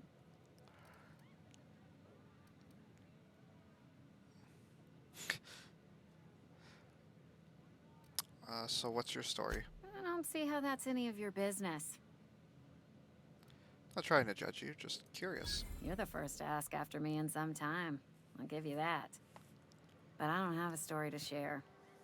My family's worked Spacer's Choice for 2 generations, and I've lived in Edgewater just about all my life. Wanted to work in the sciences once upon a time. Would you believe it? That was a wild fancy. Glad I disabused myself. So you had a dream of being a scientist? What happened? What happened, you ask? What always happens when you're dreaming. I woke up. I just didn't have the brains for it. Asked too many questions. Wasn't suited to the work. So I did the right thing and worked the life I was always meant to live. Now that I'm behind a bar, I can ask all the questions I want. Important ones. Like, when are you gonna pay your tab? And would you like another round of cold, refreshing zero-G? Asking questions is the foundation of science. The best scientists ask too many. Don't talk to me that way, please. Spent many years disabusing myself of that notion. Don't need you putting it back in my head. Lab work ain't for me. Never was. Never will be. Spacer's Choice put me where I belong, and for that, I am grateful. Sounds like Spacer's Choice took care of you. They did. They gave me a life. Gave me a purpose. This is where I belong. You've been scrubbing dishes all your life? What's wrong with that? It's good, honest work. Pots and pans don't scrub themselves. Glasses don't fill themselves either. Unless you're in Byzantium. I hear everything's automated there. Not that I'll ever find out. Thanks for the story. Not so fast. I told you about my life. Your turn to tell me about yours. So, what's your story? You wouldn't believe me if I told you. That right? Prove it.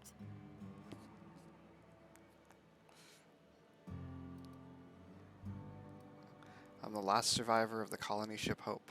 Everyone else is frozen. Ah, I know that serial drama. They were playing it just the other night. What was it called? The Last Spacer? You're right. I don't believe you. I'd advise you to keep that story unsaid. Don't want people thinking you're a loon. What if I told you I just got shot into space by a crazy scientist? Ugh, is this the start of a joke? If you want me to laugh at your jokes, it's a 3-drink minimum.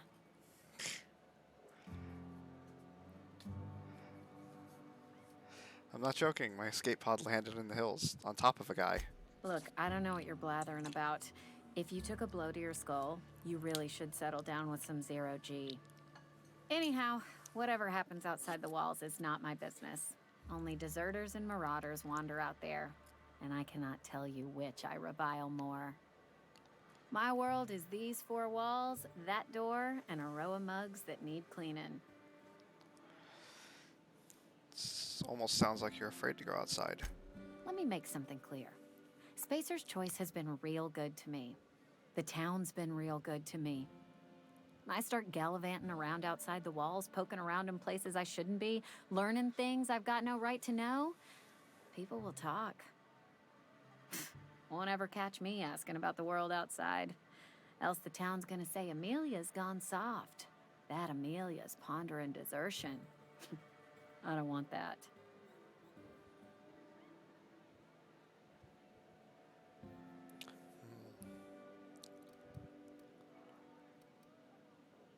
I suppose we've all got to do our jobs. And be satisfied with our lot in life. I've said enough. People come here to drink their problems away. If they wanted to face their problems, they'd go see our vicar.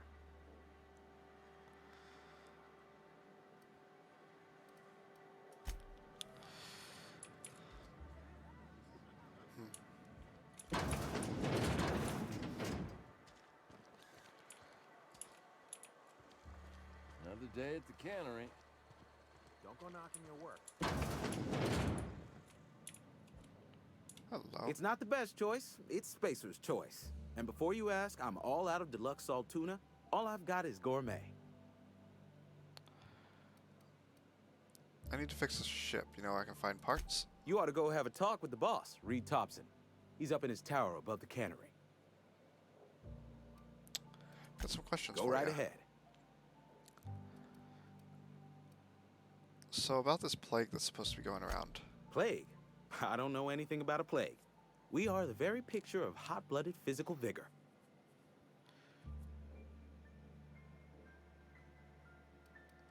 Is there a reason you feel like you need to hide what's going on? You have got the wrong idea about me. I've got nothing that needs hiding.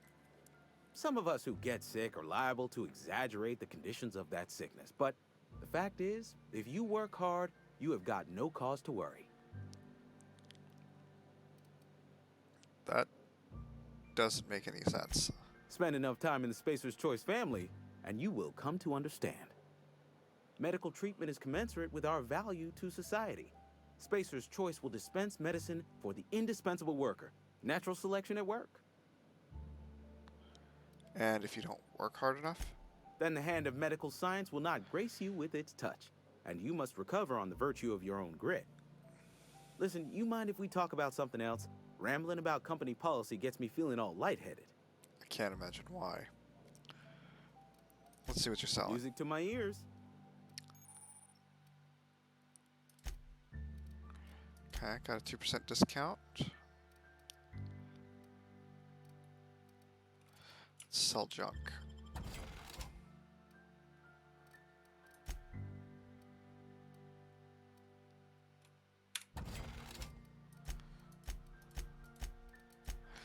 Okay.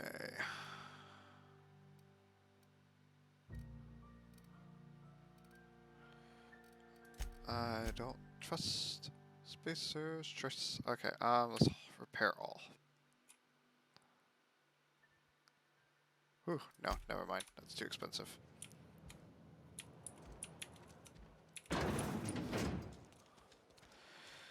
Alright. Another day at the cannery. I'm not sure what to try and do to convince him to pay up. What can I do for you? Oh, there we go. Yeah, I'll just repair it myself. You sound like you've had some training. I know a thing or two about medicine. Oh? Am I in the company of a fellow doctor?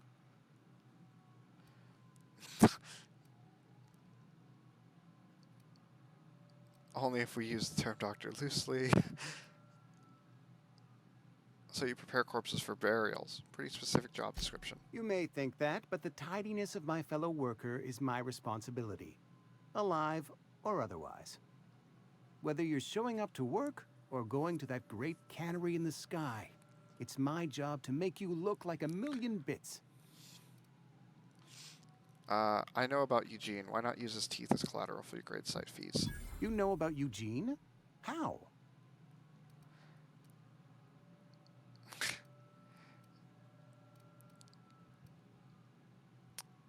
None of your business. You probably heard it from one of our local gossip mongers.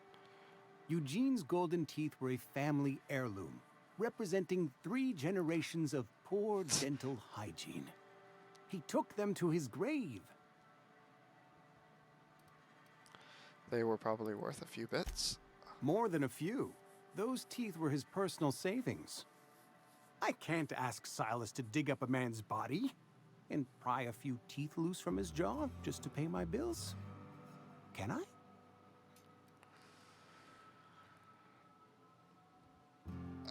I don't care. I'm just here to collect your dues. Here you are. Gravesite papers affixed with my signature and an IOU. Told Eugene killed himself. What happened? Eugene was not a suicide. He put a bullet in his brain, yes, but that's largely a technicality. I was the one who prepared Eugene's body for interment. I discovered symptoms of the plague on his corpse, and I discovered medicine in his pocket. Lots of medicine. Eugene overdosed on adrenatime, which is known to cause psychosis and paranoia as possible side effects. The paranoia drove him to take his own life. That's horrible. It's a miracle of bureaucracy. If Eugene's death were filed as a suicide, we'd all pay the price for his crime. We can all thank our lucky stars that young Eugene was hopped up on medication and suffered its predictable side effect. I included it all in my official report. I'd like to think I saved Edgewater a great deal of money. We never could have paid the fines associated with a suicide. Alright, well. I've got the grave fees, so let's go turn those in.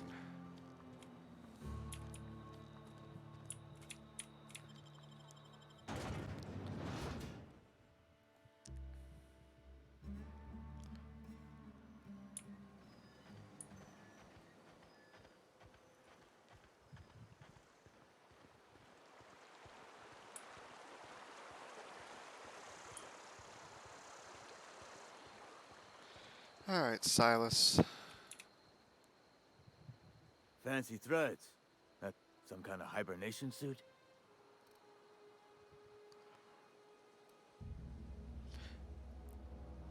We need to talk about Eugene. Yeah? What about him?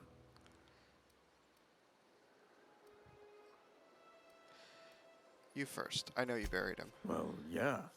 It's what I'm contractually obligated to do. What's this about? His solid, cold teeth could be worth something if you pulled them out. Yeah. Funny thing, Eugene's body ain't where it's supposed to be. The night we was supposed to commend his body to the earth, I had his grave all dug up and ready, right? And so I thought, I'll just rest my eyes a bit. When I woke up, his body was gone. Spirited away. Vanished. The footprints nearby suggested that Eugene was stolen by marauders. Or he rose from the dead.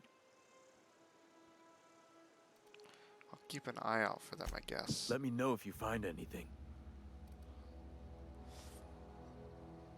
Hey, about those fees you wanted. Run into any trouble? All done. Paperwork, fees, and signatures. Reliable work from a freelancer. That's gonna take some getting used to.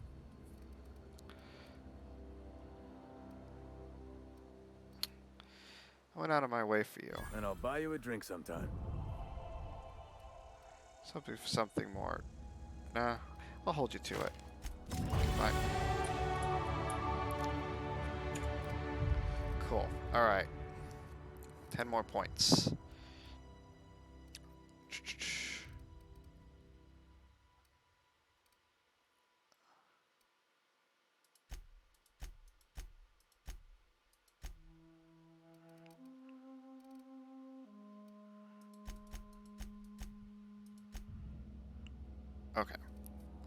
let's do that.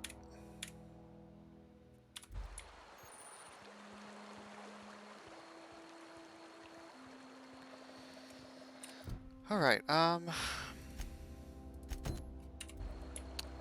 Long morrow.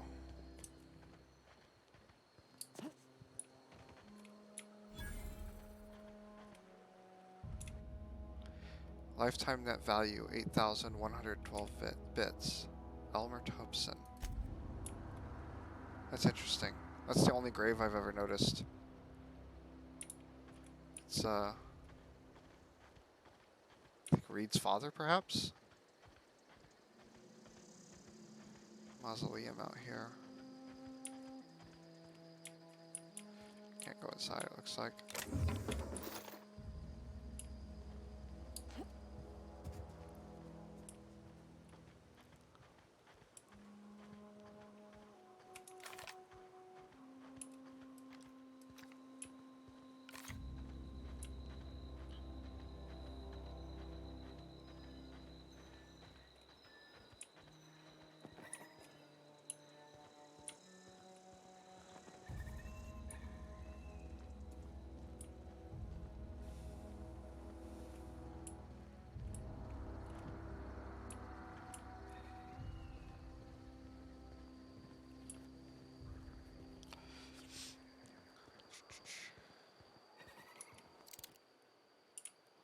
Some marauders.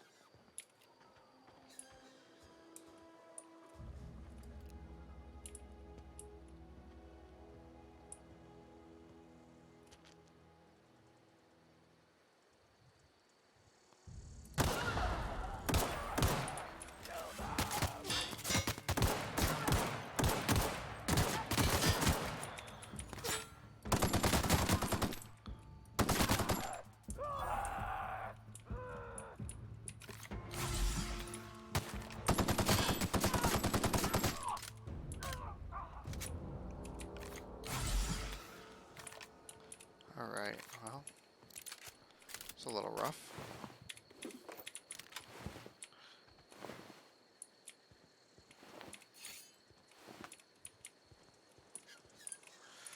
Got an assault rifle, though. Much better than the Spacer's Choice one.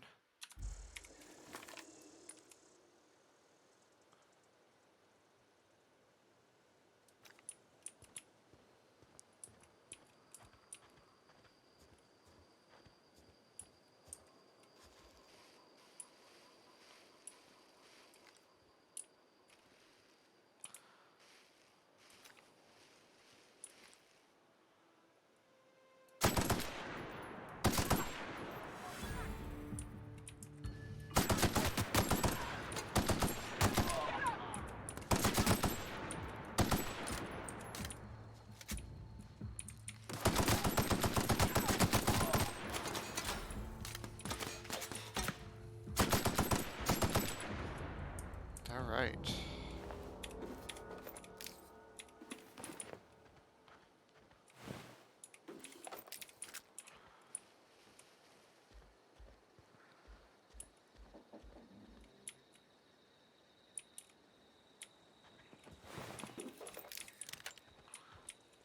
Let's check out this building first.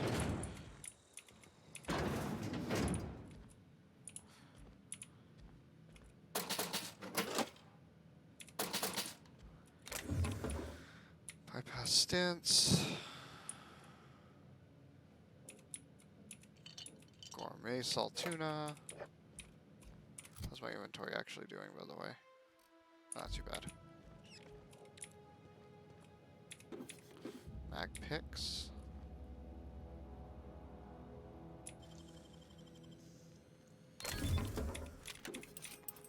Sweet. Okay.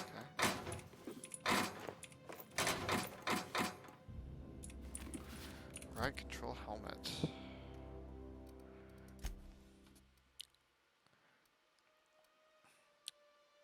Light armor. Kind of want to avoid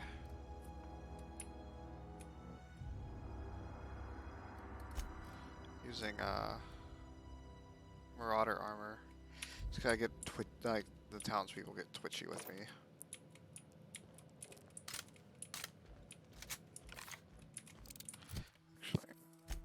got a shotgun and a bolter's pistol.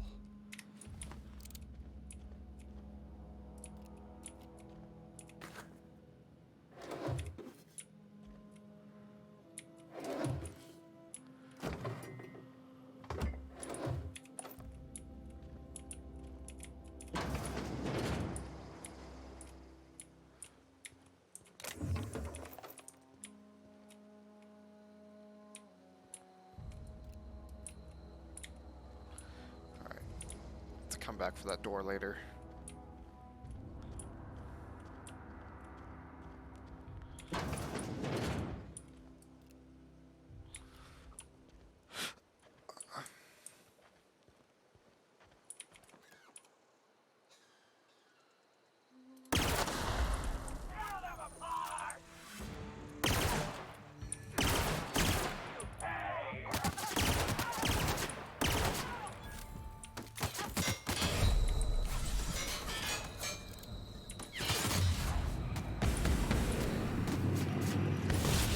Oh, damn. And I died. Off to a good start.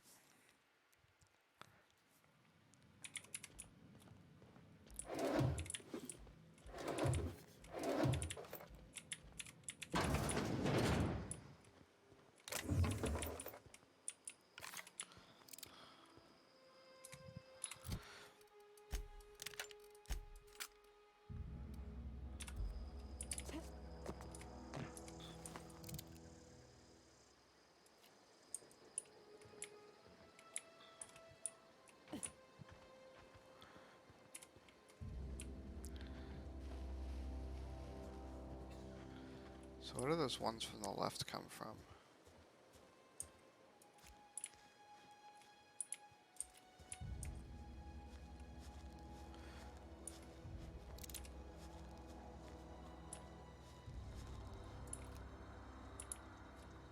Okay. Seen quite a few marauders around. Don't really have the ammo for the assault rifle. Plenty of pistol ammo.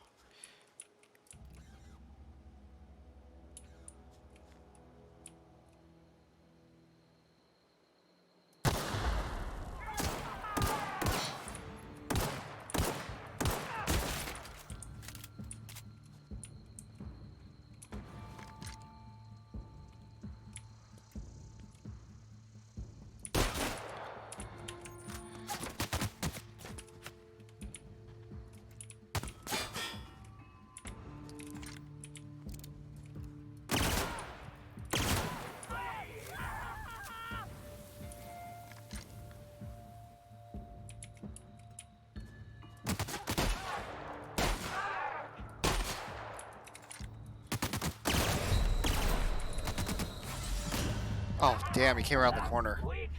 I didn't expect that. That shotgun is useless. I am not putting that one back on. It does like no damage. Let's see, what is it?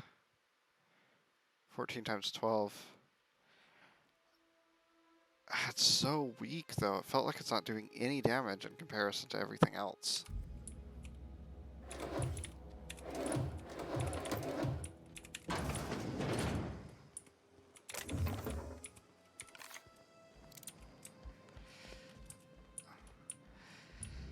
It's Spacer's choice. It's not my choice. Second I can use any other shotgun more powerful, I will, but...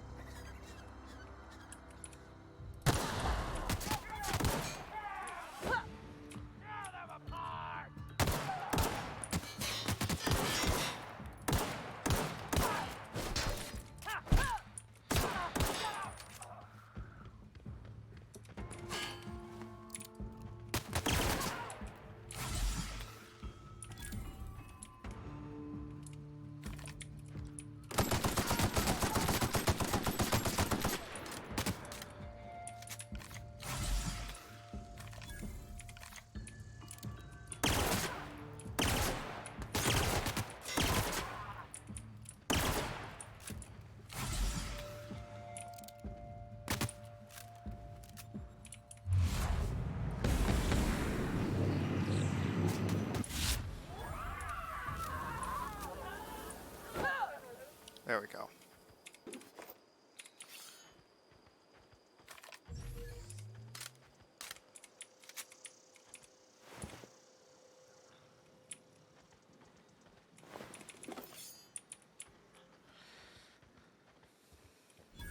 Range, man, I was point blank on that guy and it was doing no damage, just was stunning him.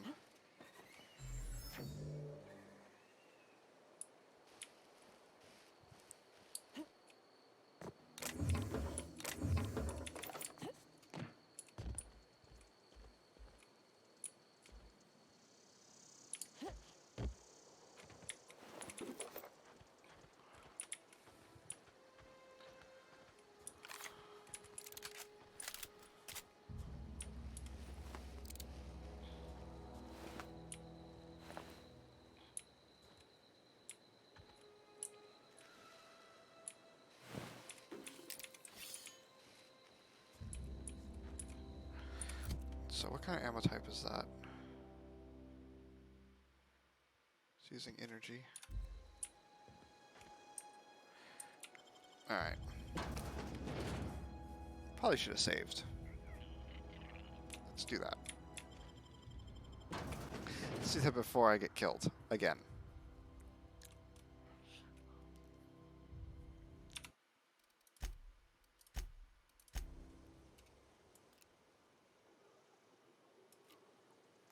Alright.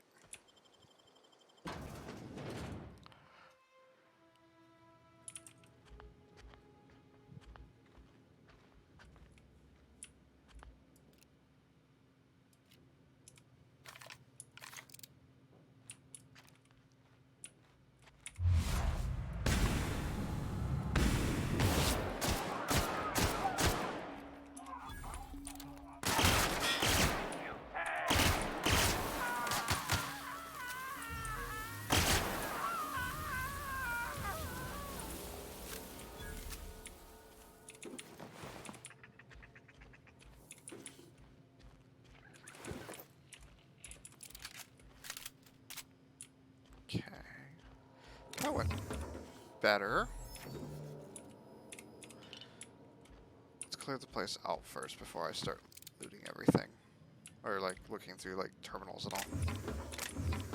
Looting, on the other hand, I will definitely just do.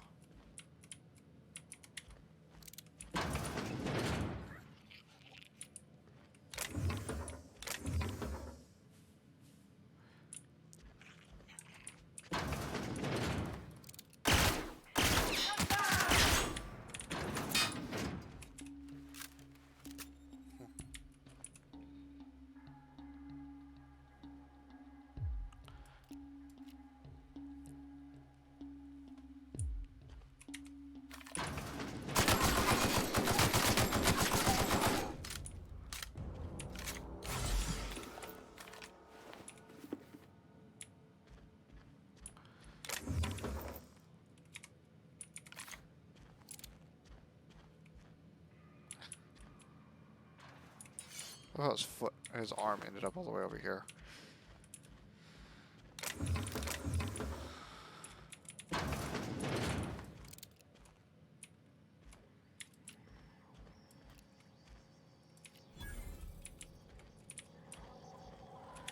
All right, let's sell. Sell junk. Sell that. Sell that. Sell that.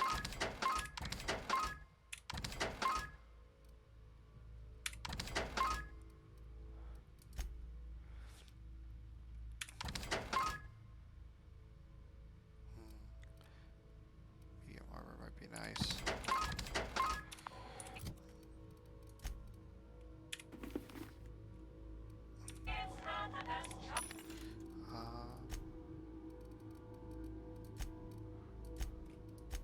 Okay.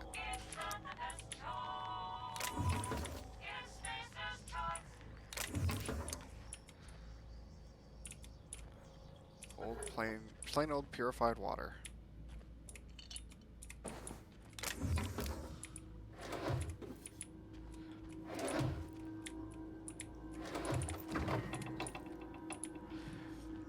All right.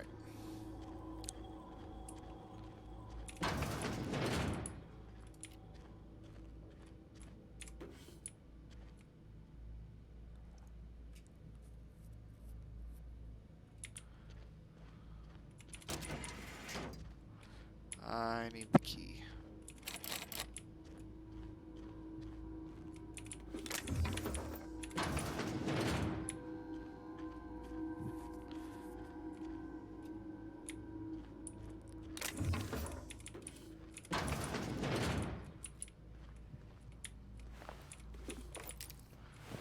Awful lot of corpses around here.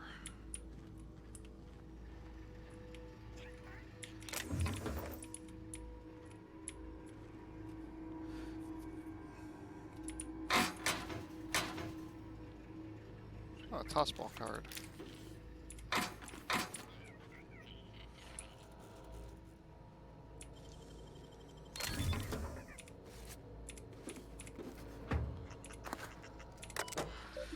Alright, welcome Director Pickett.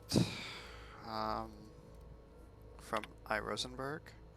Everyone, the keycard encoder in the lobby is back up and running. Hopefully it won't go on the fritz again and start shooting keycards at anyone who walks by. As a reminder, in case it does break down again, you can borrow a keycard from the director or one of the workers in the second floor office if you lose your card. From L. Trebell. Director Pickett, I must lodge a complaint. Your obsession with this Manta Queen is wasting all of our budget and holding up development on the entire exhibit. This has to stop. From Hunters and Trackers Limited. Hello, Mr. Pickett. This letter is to update you regarding your request for one adult Manta Queen. As you may remember, our trackers discovered a beautiful specimen out in the wild. Per your approval, we deployed a team of highly skilled hunters to kill it for you. We regret to inform you that the entire team has perished. Please expect an invoice from our office including the cost of their gravesite fees as stipulated in our contract. Additionally, we must ask you to cover the cost of all equipment damaged, corroded, dissolved, eaten, or digested, partially or otherwise. Thank you for your patronage. Please allow me to offer you the opportunity to purchase a second hunting expedition at 10% discount. I look forward to hearing from you. Cool.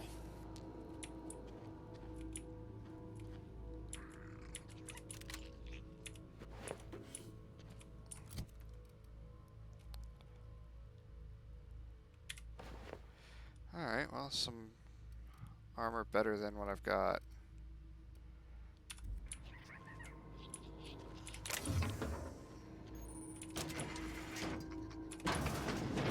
Oh, pristine weapon.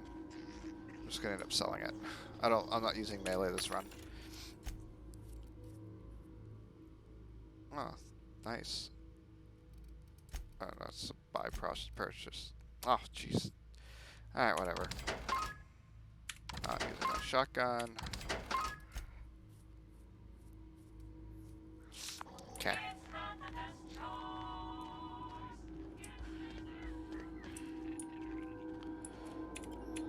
Let's hack this. Logs. History of the Emerald Vale exhibit. Synopsis. The history of the Emerald Vale, once complete, will display the proud heritage of our settlement for generations to come. Decorating the main hall of our noble community center, this elaborate diorama of memorabilia from our settlement's founding will embody the hardworking spirit of our Spacers family. The centerpiece of this grand exhibit will be a taxidermized Manta Queen erected within our main lobby as a sign of civilization's victory over nature itself. Okay. Got me a card.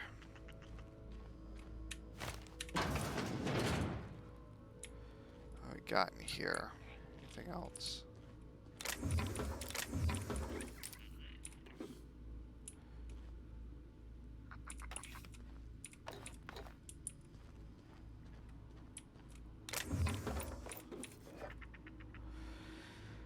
All right. Cache of medicine.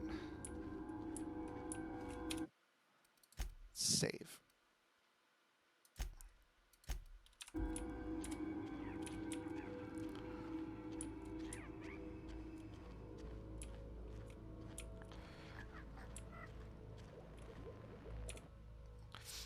If the oceans and rivers are... Oh, so this is salt tuna, by the way. If the ocean and rivers are the heart and veins of Emerald Vale, then salt tuna is our highly profitable blood. These meaty fish live in the oceans and migrate upstream during mating season. Salt tuna are semiparous, which means they perish after a single reproductive episode. That's when our trusty Spacer's Choice harvesters scoop up their corpses to be cleansed, processed, canned, and delivered straight to your dinner table. Sure. Primals. This display, fashioned to resemble a pair of mighty primals, required extensive field research. Let us have a moment of silence for the researchers who gave their lives in the pursuit of authenticity.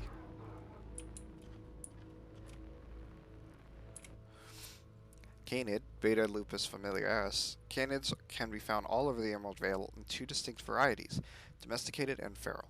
Feral canids hunt in packs, while domesticated canids can be loyal companions. It is important to remember that the canid is still a wild animal and should be treated with caution. Coming soon, Mantiqueen. Varanus tuxidoridae? Feast your eyes on the great frilled mantiqueen, sovereign of her nest, imported from the wilds of Terra 1 to thrill and excite your imagination. Sure.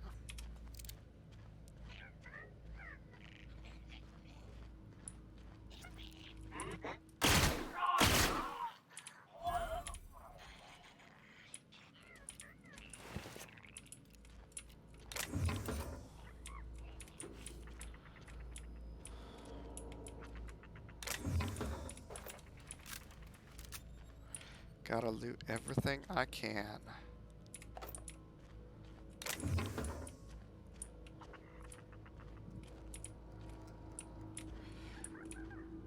I'm surprised that guy didn't hear me, blowing away his buddies downstairs, but to each their own.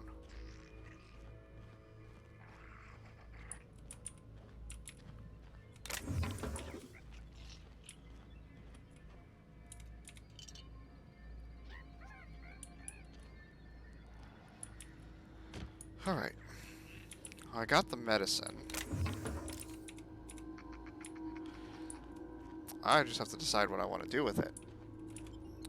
If I want to take it to the old man, or if I want to give it to yeah, because I can give it to Abernathy, or I can give it to Esther.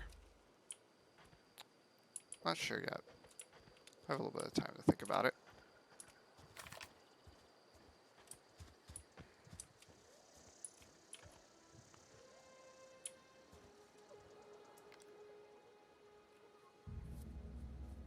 Interesting.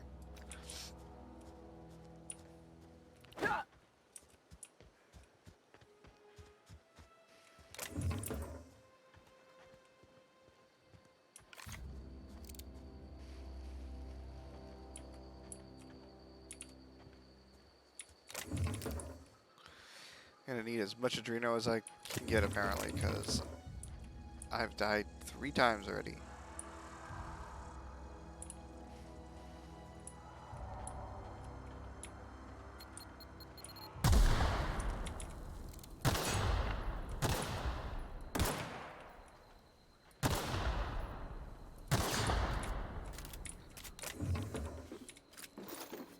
Cool. Oh, I got a revolver. Still a Spacer's Choice, but better than nothing.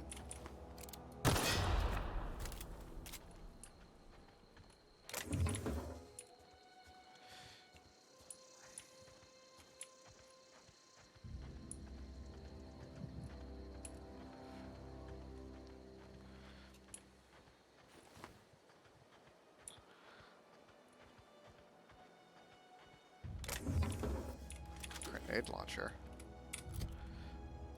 Would have been nice earlier.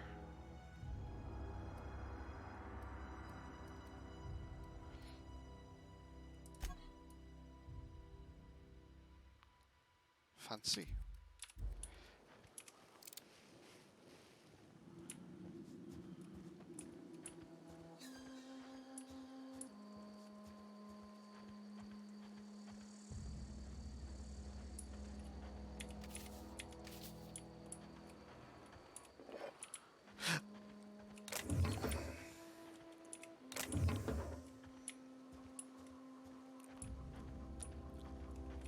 Okay, so let's see.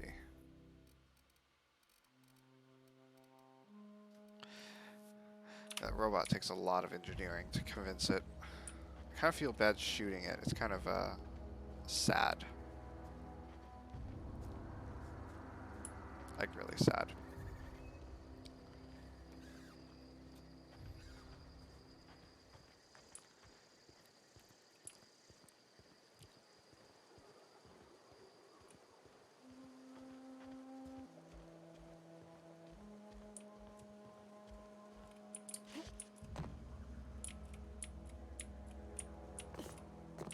Oh.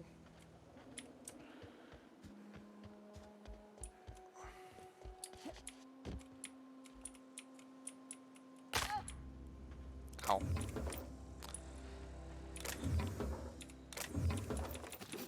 Cool. Okay. Gotta check like every corner in this because you never know where there's something hiding.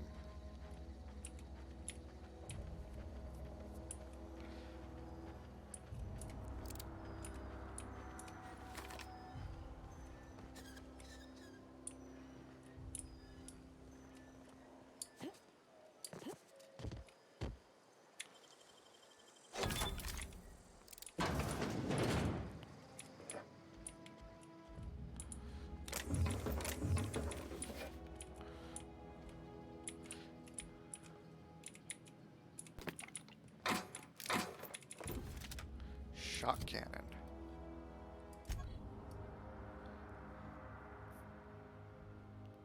Okay, I'll save that. Let's do...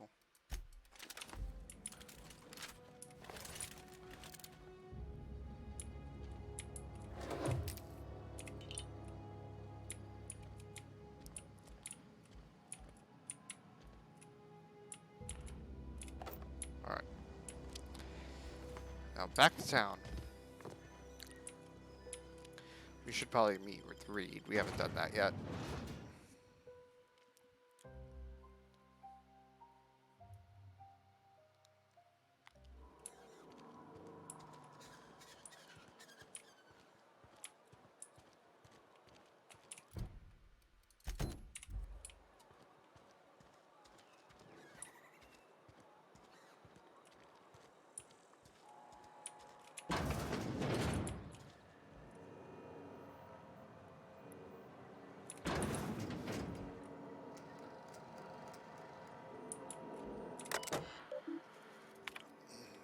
Notice, Edgewater Self-Tuning Canning Facility strictly adheres to Spacer's Choice standards of health and safety. Talking's hard. Notice, schedule your sick leave with your Spacer's Choice foreman and or supervisor. Be considerate towards other members of the Spacer's Choice family. Allow 2 to 4 weeks to process and approve your scheduled sick leave. Lost hours will be must be compensated to the company. See Reed if you're having trouble paying for your sick leave. We'll try to arrange wage deductions instead. Remember, work invigorates the spirit. Sickness in the body reflects sickness in the mind and sickness in the character. If you find yourself falling ill, it may be time to schedule a meeting with your local Vicar.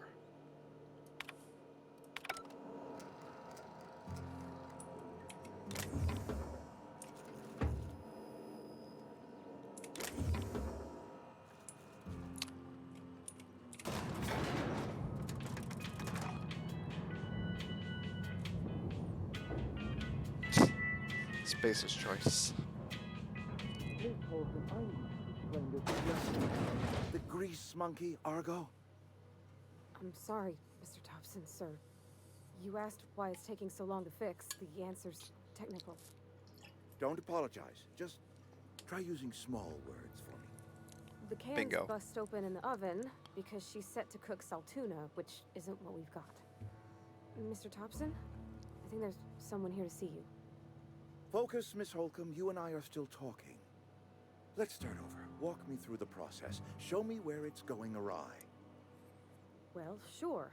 It's, mostly on account of what we're feeding into the mechanism. It puts food in cans. We have food, we have cans. Why won't it work like we need? She's expecting saltuna of a certain size. We're filling the cans with, well, not fish. Seems we've got a guest. Really now, Parvati, I do wish you'd spoken up. I do apologize. I was given no forewarning of your arrival, or I might have welcomed you at the gates myself. Are you Reed? I was told I should talk to you. I'm Reed Thompson, Outpost Administrator. I cannot help but notice you are not in uniform.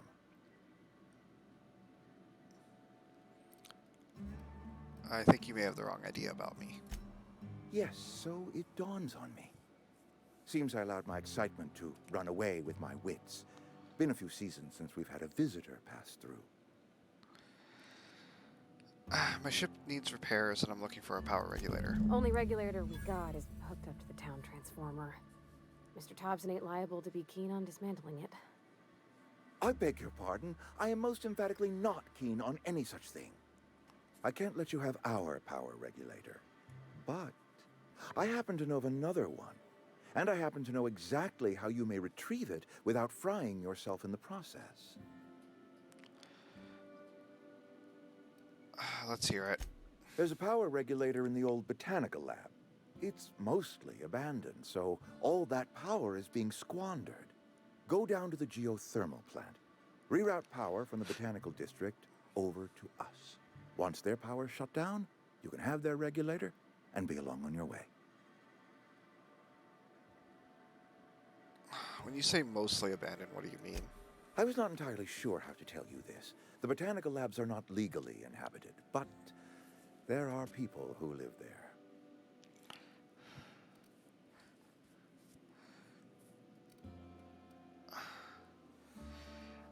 I don't think these people would take too kindly to losing their power. No, I do not imagine they will be pleased. But like a parent disciplining an unruly child, you will be doing them a kindness.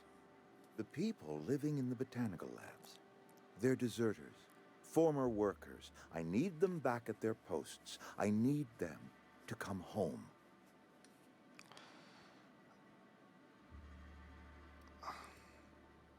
Why?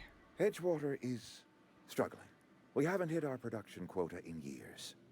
If we don't meet our quotas this year, the company might shut us down for good.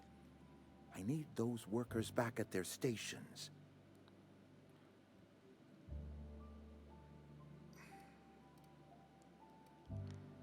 How can I help?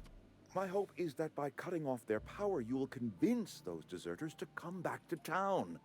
Before you go to the plant, I want you to stop by the botanical lab.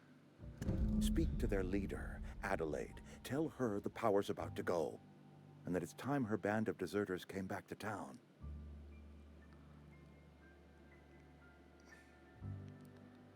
All right, Reed, I'll see what I can do to help you. My dad told me all about the plant. Taught me all he knew. I could come in useful. I mean, if that's all right with you, Mr. Thompson. Sir. I hesitate to part ways with Miss Holcomb, but I cannot deny that she is talented and may prove useful to you. You will need an administrative passcode in order to enter the plant. I am trusting you with mine, and trusting Miss Holcomb to guide you if you'd like. Sure, I could use the company. Great! I got my wrenches and diagnosticators and hairpins and engine tape, so I'm all set. Well, I am glad to hear that. Best of luck to you, and thank you again for your help. It is a lot to ask of a stranger, I know. Let's get going. Cool. All right.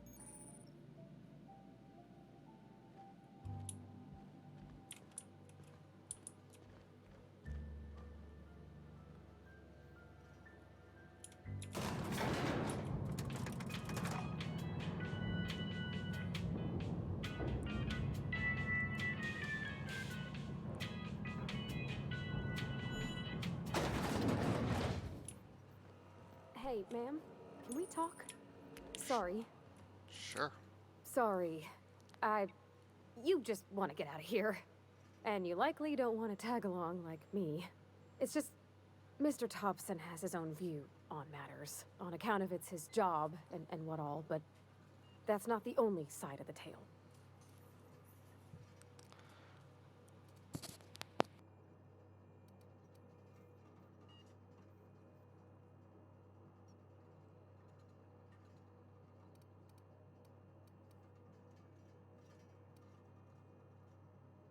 Oh, he ain't a liar.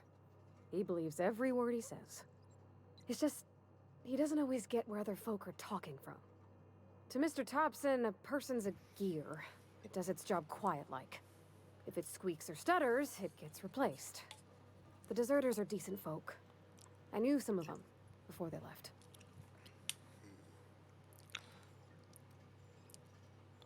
I can't blame anyone for wanting to leave. The town's got issues. Life's hard here.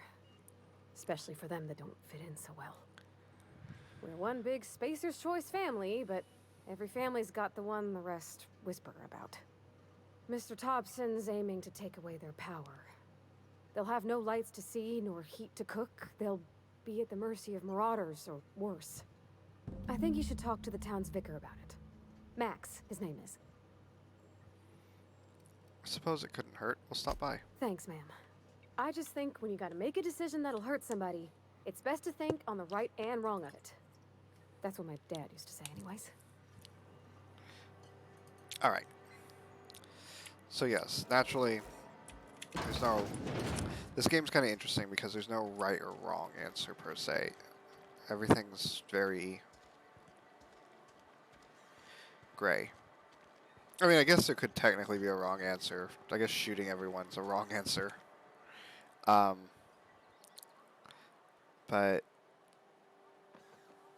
for the most part, everything is very gray. I've always felt weird in here. It's too clean. Like the astrological stuff. Yes, what is it? You're an outsider. Fantastic. Vicar Maximilian de Soto at your service. Or Vicar Max, if you're the sort who prefers brevity. And Ms. Holcomb as well. How rare to see you out. And with a complete stranger. Curious. Just tagging along, Vicar DeSoto. Don't mind me. I so rarely get new people to talk to. Name your poison, anything at all. Spiritual counseling, this season's tossball predictions, the quickest way out of town.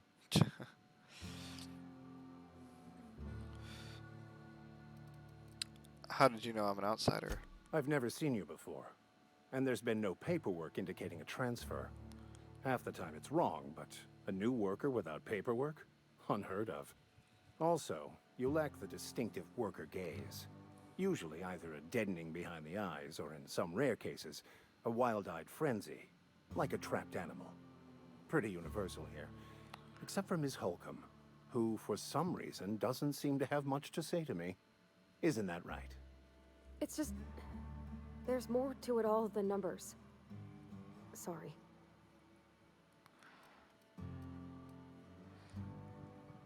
I'm a bit surprised to hear you dismiss your parishioners so casually. I'm simply bemoaning the level of spiritual awareness in this town.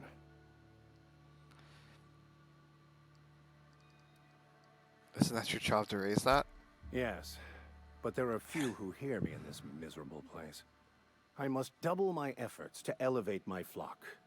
These are good, hard-working people here.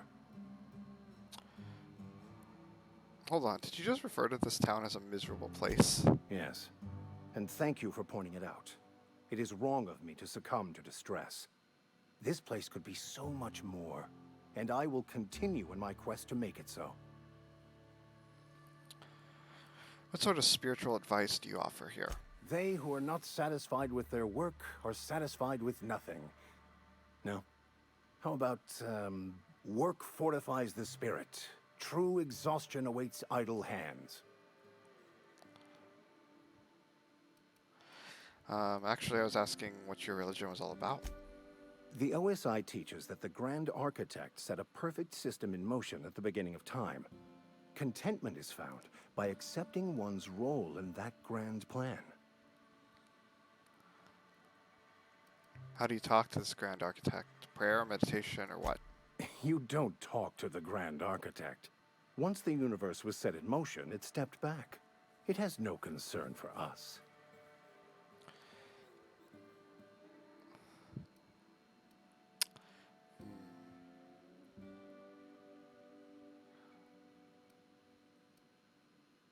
Doesn't sound like a very motivational religious philosophy. What's there to aspire to? We will eventually decode the plan and all its intricacies. Once we are able to deduce the properties of every particle in the universe and its trajectory, we will know everything. The future, the past, each person's place within the plan, all will be laid out before us, removing struggle and bringing peace. No one will ever need question their path again. Some even believe this ultimate knowledge will unlock mankind's true potential, and we will all become akin to grand architects ourselves, after a fashion.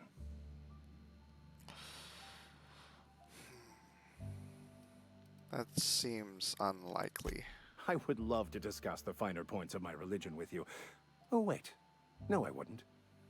Seriously, though, to truly understand the metaphysics involved takes years of study and contemplation. Parvadia wanted to talk to you about what Reed asked us to do. What? I thought you would talk to him. You wanted to speak to me, Ms. Holcomb? Every time I've tried to engage you in conversation, you look at the floor, answer in single words, and slink away. I can't imagine what would be so grave as to drive her to my mission. What has Mr. Thompson asked you to do? Cut off the power to Adelaide's deserters. Depriving them of safety from the marauders and wildlife. I can see why that troubles you. Miss Holcomb has a soft heart. Always has, if you believe the talk. What do you think of Adelaide's group, Vicar? They rejected the order of society and live beyond the walls so thoughtfully provided by our Spacer's Choice patrons.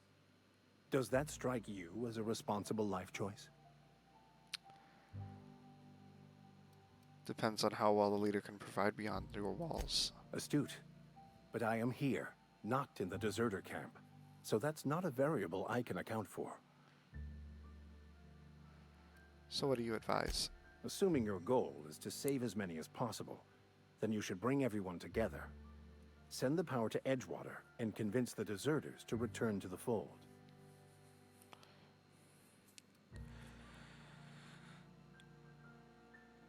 Is that even possible?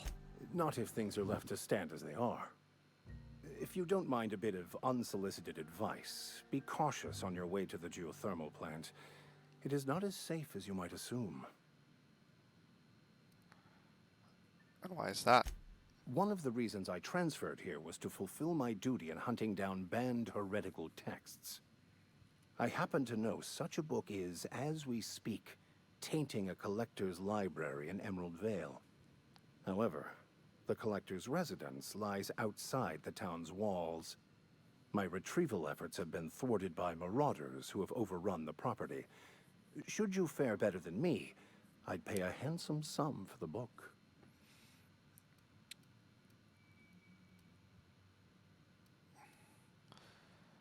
Why would a Vicar be after a banned heretical book? I just want to keep the writing out of layman's hands. It wouldn't do for such information to fall into public consumption.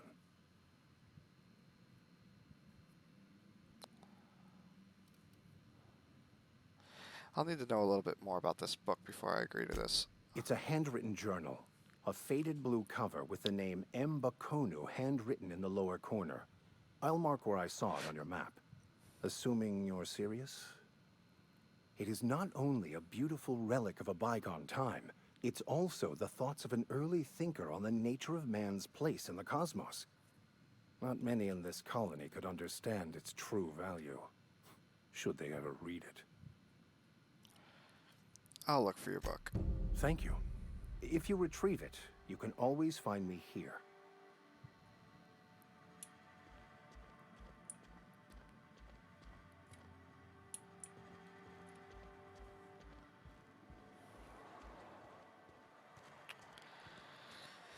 All right. Well. Whole world is pretty glum, isn't it? I'm not allowed in here. Not since the vending machine incident. Holcomb, got my eye on you, girl. Miss Holcomb ain't allowed in this establishment. Not since that little incident. What incident? Ask her if you care. I'm running a business here. I won't touch anything while we're in here, Mr. Moreau. I promise. Music to my ears. Alright, let's do selling. Sell junk. Sell that.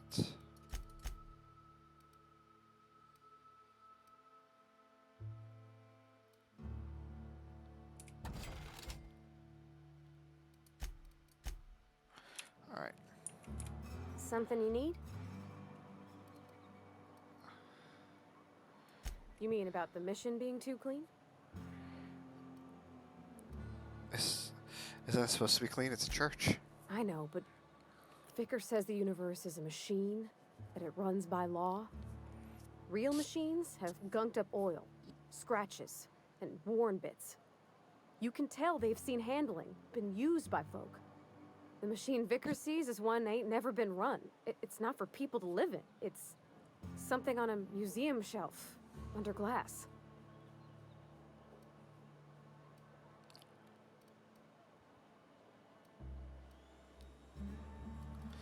You're a mechanic. Whenever you see a machine, it's in need of fixing.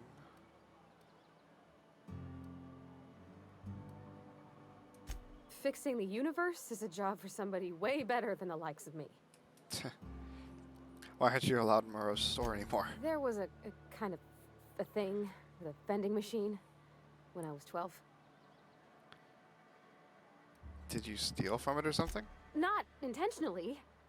I've always been good with my hands, right? So I saw a lock on the machine and thought, oh, this must be how they refill it. But I had to know. So I did my thing, and next thing I know, there's a couple hundred bottles of 0G rolling out the front door and into the road. It's not funny. Right about then, a bunch of loaders came rolling in the gate, fresh off the Saltuna ships. And Mr. Thompson was up on the porch making a speech about how everyone would have to volunteer a third shift to get it all canned. Anyhow, you ever seen an auto loader run over a bottle of 0G? Go on. Exploded all over Mr. Thompson. One bottle after another as the loaders went by. I was just shy of working age, so Dad had to pay all the damages. Moreau's still angry at me. I can laugh about it now, but I just about puked up my guts in terror in the moment. That's the one time I ever made Mr. Thompson look a fool. Let's get back to it.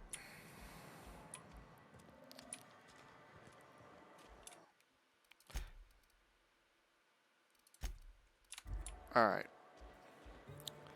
Let's give Esther the medicine.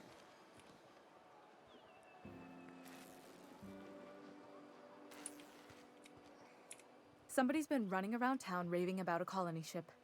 Plague must have gone into their brain matter. Got that medicine you were after? Thanks. I'll see to it that this medicine gets to the people who need it. Here, something for your trouble.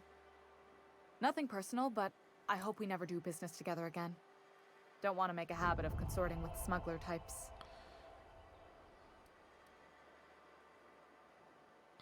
Never? That's harsh. You just leave me something to remember you by. You do have some cheek on you. Lucky for you, I kept a little contingency fee in case you tried to negotiate with me. I'm curious, who are you going to give that medicine to? Somebody deserving. Silas on account of him being out in the cold. Amelia seeing how she's around people all the time. Anybody in the sick room? Listen. Yes. I'll leave you be. Alright. Level 4. Hell yeah. Alright, let's see. My ranged weapons are close to 40. I think I'm gonna push dialogue up.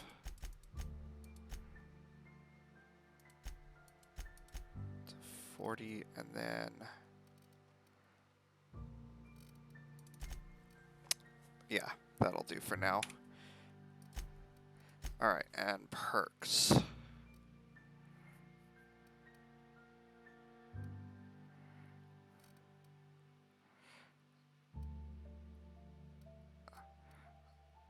Let's increase my health.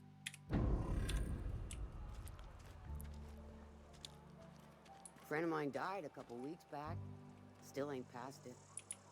We should keep our voices down. This is where the magic... Hey, that's... I mean, if you need it. Okay. Nobody's gonna bat an eye at it. It doesn't say I'm stealing, though, so...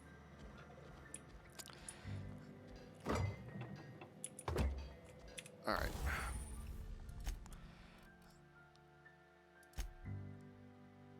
I don't have any mods for this.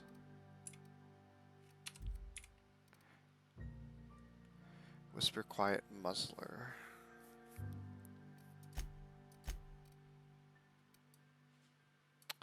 Not really going quiet now, am I?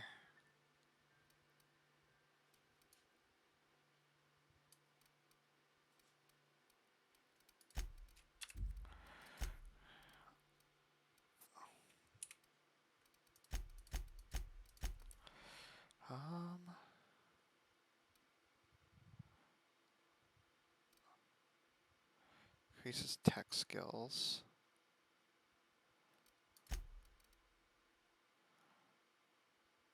Plus 10 walk speed.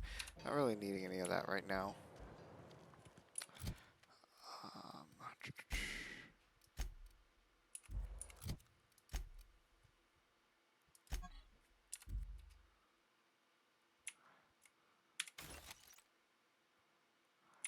Break these down.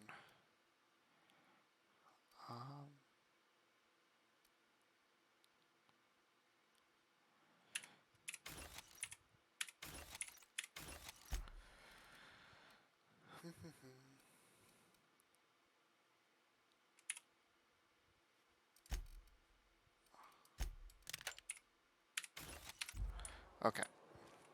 Let's talk to the constable. See if we can't get those bounties. Sometimes I wonder what I'm doing. I've never actually been in here. Seemed scary from the outside. Welcome to the Spacer's Choice Constabulary. We are Halcyon's leading brand in frontier justice. The office is writing a promotion. Purchase 3 criminal investigations and the 4th one's free. If you need help with your marauder problem, I'm for hire. As a Spacer's Choice constable, I am authorized to grant you legal authority toward apprehending wanted criminals. Know how to carry yourself in a fight? I've got bounties out for these 3 marauders. Cross them off and bring me their fingers. Just 1 per marauder, please. I'll dust off the old fingerprint roller. I got some questions for you, if you don't mind. As long as your questions fall within the acceptable margins of curiosity. Who do you work for? Spacer's Choice or Edgewater? Talking's hard. If this is a setup to a joke, you should know I've never found anything amusing in my life. Not I don't surprised. serve Edgewater. Edgewater and the entire region of Emerald Vale serves Spacer's Choice. So you're basically a bureaucrat. Flattery won't get you anywhere with me. The bureaucracy is a noble profession, but not all of us are gifted enough to serve in it. Who does Spacer's Choice answer to? Spacer's Choice is a wholly owned subsidiary of Universal Defense Logistics, which occupies a seat on the Halcyon Holdings Corporation, also known as the Board. I must admit it bothers me that you don't already know this. There's one other thing. Something to report? No. Okay, goodbye.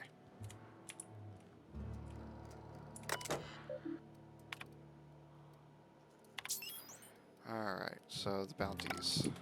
Cool. Been eating nothing but salt tuna for a year. At least you got your help.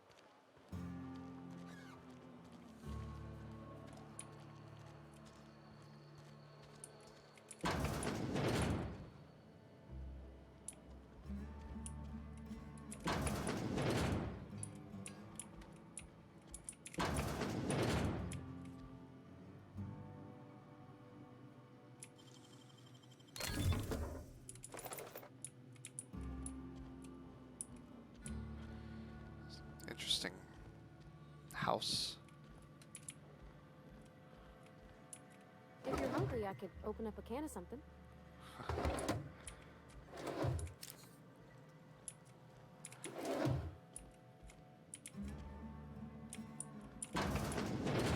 my dad's... It's an office. Just my office. Oh, it's her office. Okay. Young Spacer's Guide to Mechanical Engineering. I sat up last night reading through the Young Spacer's Guide. Almost started reading it out loud from habit. It's been 10 years, but I still have parts of it memorized.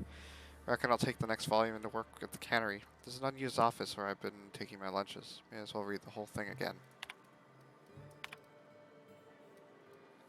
Indumanti.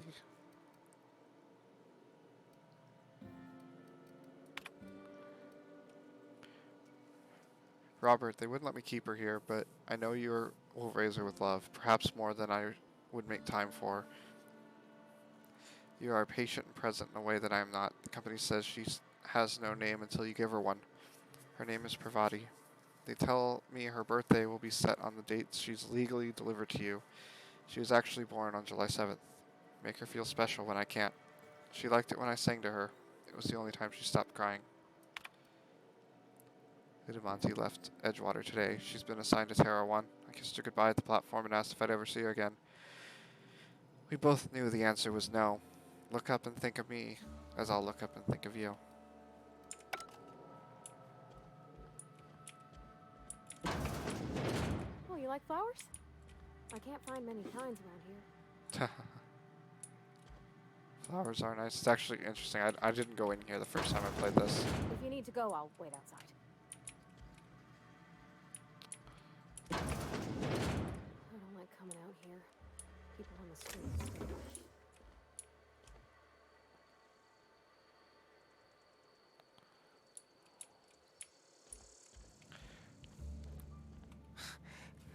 Hello.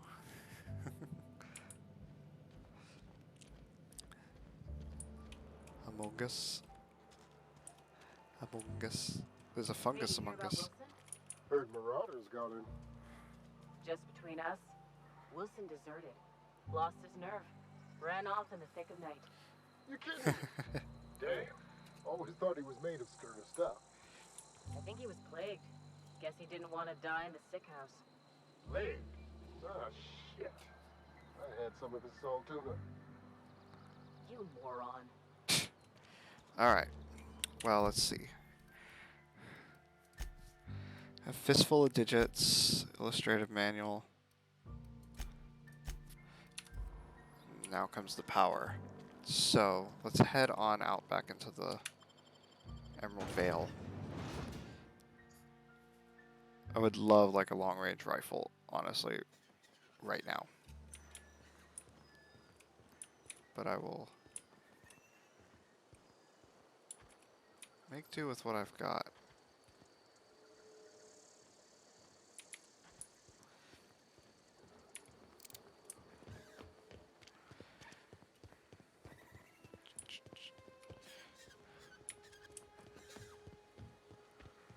I'll keep an eye out for, you know,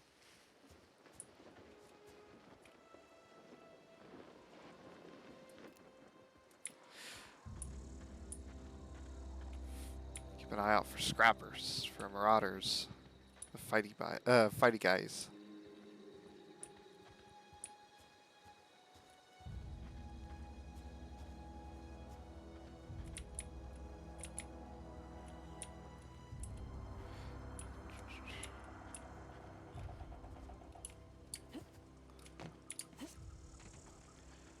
Alright. Oh, there we go. That's what I wanted.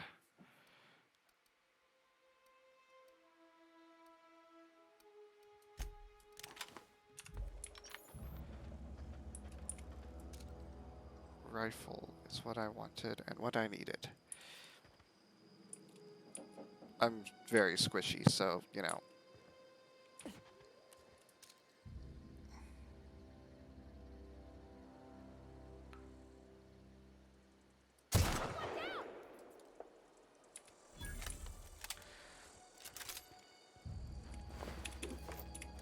The less likely I am to get caught with my, you know, proverbial pants down, the better. I'd rather not die again. Yes, I love Parvati. She's so sweet.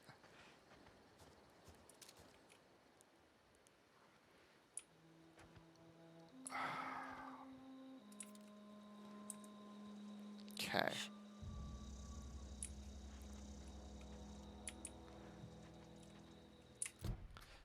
This should be... Yeah.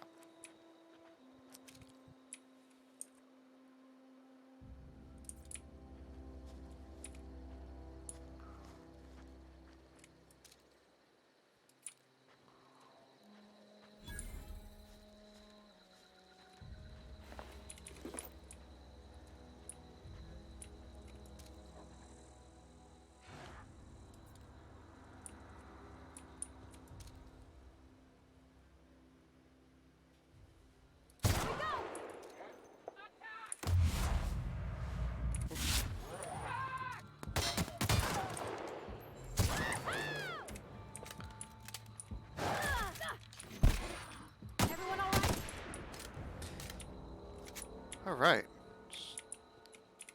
Survived that. I didn't die like the first 4 fights I got into. So I'm off to a good start.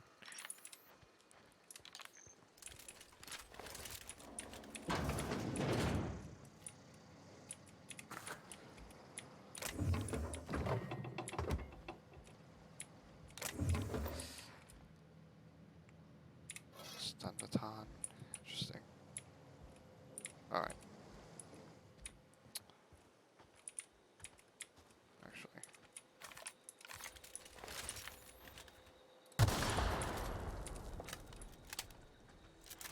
Just because I know my luck, I'll trip over that somehow and blow myself to pieces. And I'd rather not.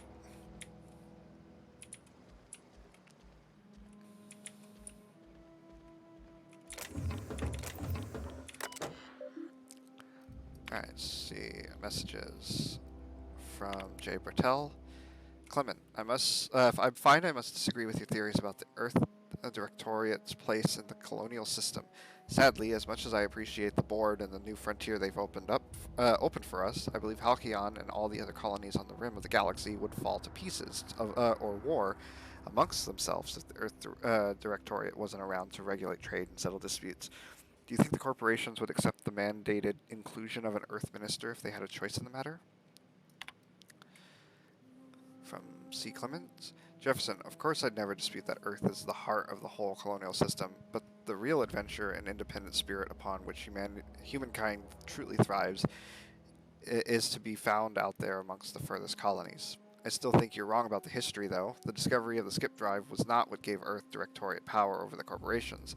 The high costs of the Great War left them in a weakened state, and the skip drive was simply the extra leverage the Directorate needed to return to power.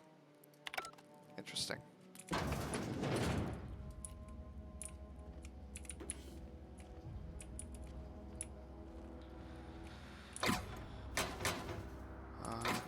Take what I get.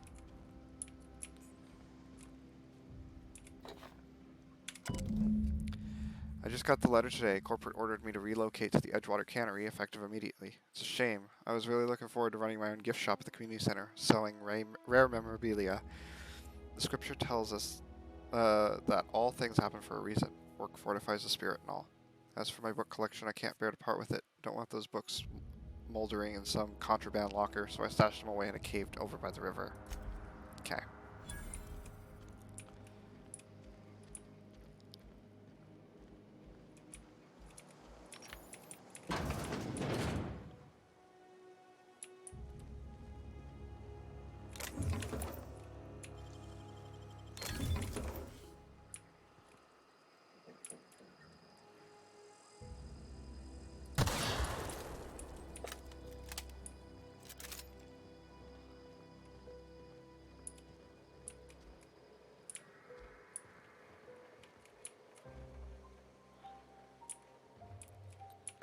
Alright, let's go get that book.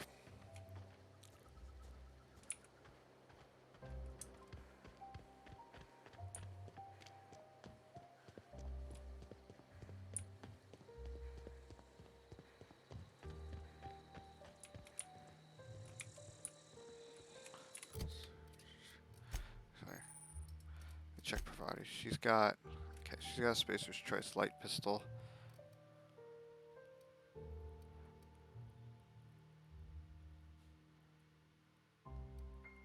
And the impact hammer. Okay. That's fine for now. I keep doing that.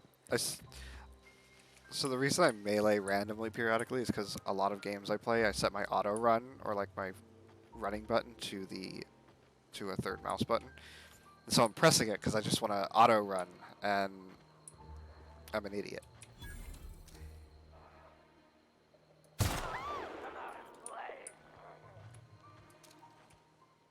Incoming!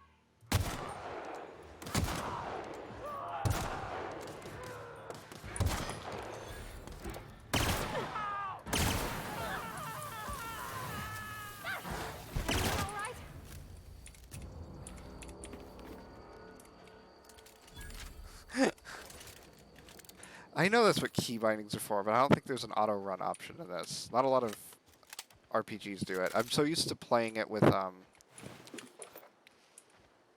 what's it's in Guild Wars and Hunt. I use it.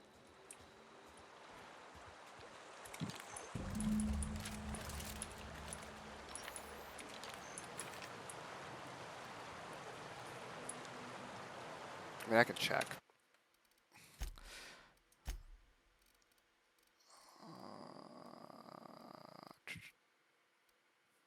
There's a controller auto sprint.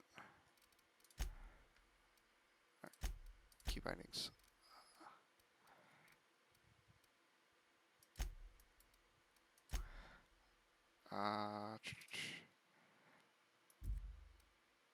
Okay, and then quick melee.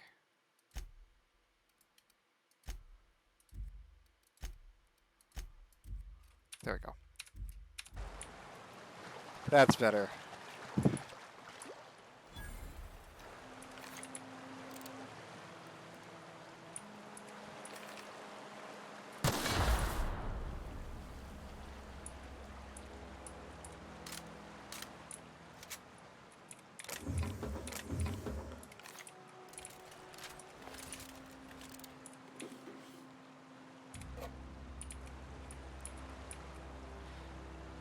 All right.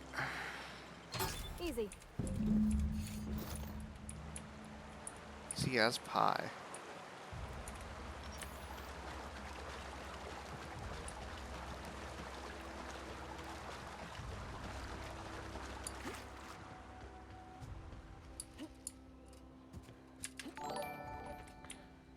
Oh, thank you for the follow.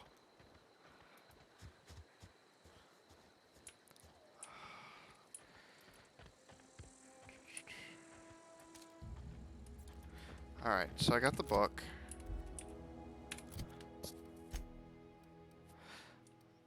So let's return that to him.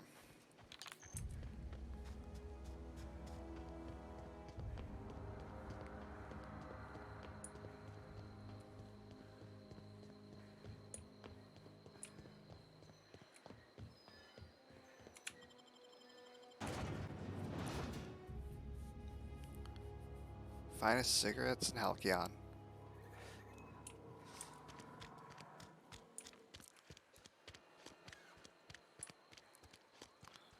I went the long way around. Wish we had some better rations.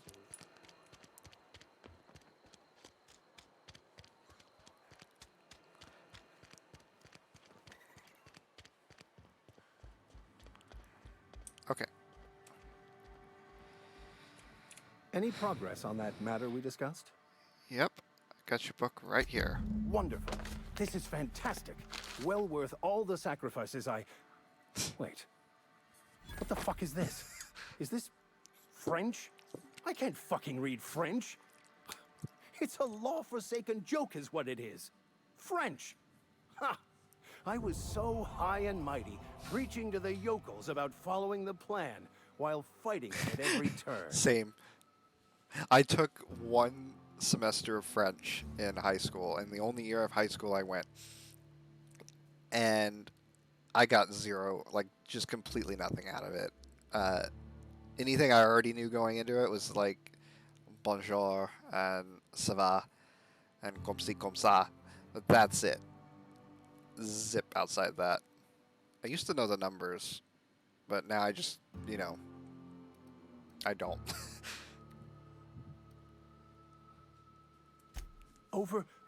Overreacting? Do you have any idea how many years I spent in... No. You couldn't possibly know, could you? I've spent my life searching for the keys to unlocking the secrets of the universal equation that underlies the plan. I had hoped this book held some of those answers. I became so desperate, I even got myself assigned to this plague-ridden backwater to find the damn thing. All the time and suffering I've spent. Wasted.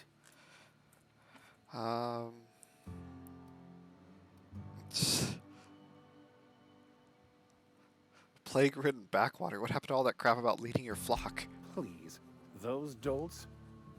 Nothing could be more excruciating than discussing the true nature of reality with people who have no interest beyond their next Aetherwave program. But that's neither here nor there. What I need to do now is to find a translator, obviously. But to do that, I'll first need to secure transport. You have a ship. Perhaps I could make myself of use to your crew. I mean, I'm going to drag everyone along, but I'm not necessarily,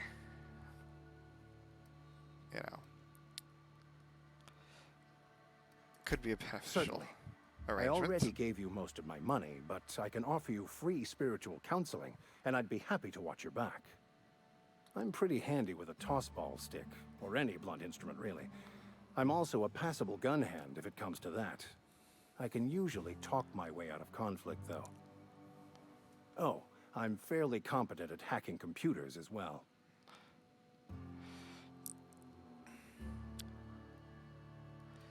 Sounds good. Let's go. Fantastic. Let me get my things in order, and I'll catch up with you. Edgewater's gonna miss you. Folk here always had good things to say about their vicar. Thank you, Ms. Holcomb. I'll be glad for the change of scenery, and to leave this place behind. I shall see you on the ship, Captain, whenever you're ready to leave Emerald Vale. Oh, cool. Hit level 5 and a companion trait. Cool. Okay, so I got dialogue. I got persuade up to 40 just a bit ago, which is really nice. So I'm gonna get this up to 40 for long guns, and then I'm gonna just dump the rest in tech.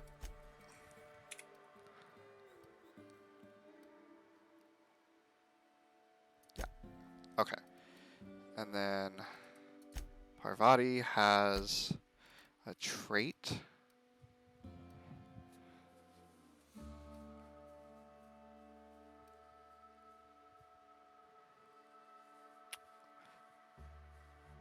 Let's do that. So let's see, what is my engineering at? 55. I don't remember what that robot was at, but I'm gonna take a look at that real quick. I think it was like 57 or something like that.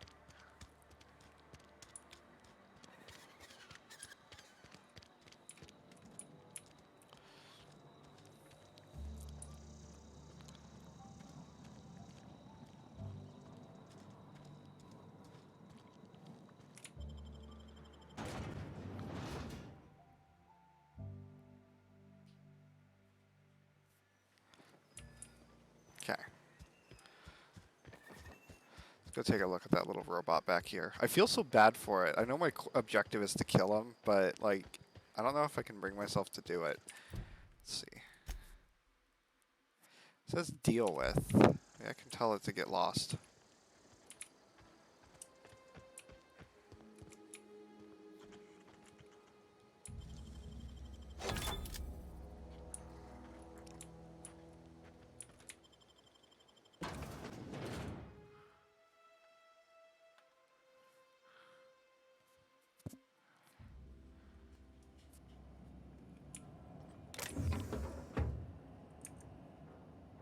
Not a peep from me.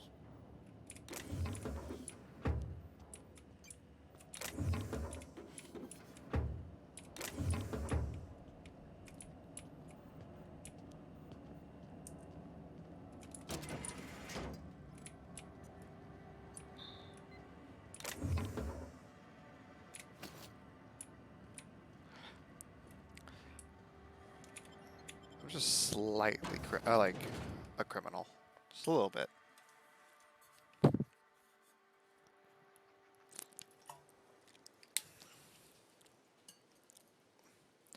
Okay.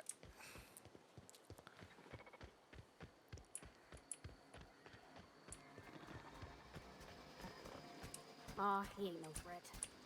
Bet I could fix him up smart. Searching for repair bay. Error. Navigation systems failed. Unable to comply. I could probably fix that. I mean, if you wanted me to. Okay, I could do it, but I'll let her do it. Yep, I see the problem. His nav mod got dislodged. Must have taken a tumble. Just gotta give it a good push and wait for the click. There we go. Jeremy's good as new. Jeremy. Well, new by Spacer's Choice standards anyhow. His name's Jeremy, by the by. Navigation systems operational. Jeremy. Optimal path toward repair bay detected. Initiating self-diagnostics.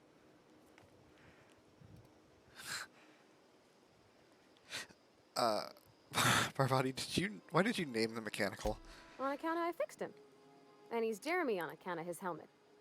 It's like Jeremy, the officer in True Romantic Tales of the Space Guard. Is that an Aetherwave serial or something? Surely. I make a point to watch every Tuesday night. Be more careful out there, Jeremy. I love that his name is Jeremy. Okay, so I finished that. Let's go back and turn in the quest.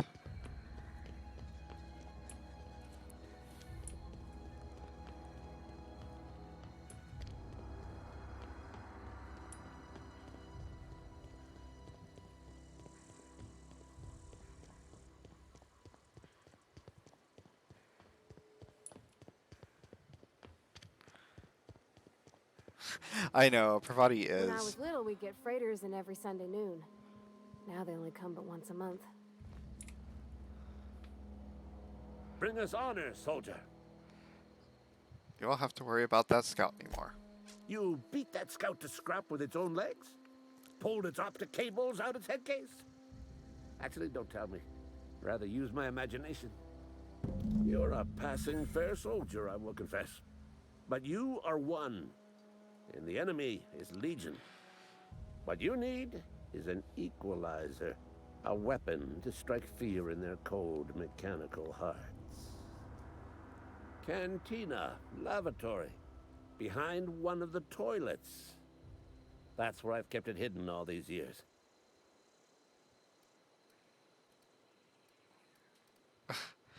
I'll let you know if I find it. On the double, soldier. Don't want the bartender poking around in there with a mop.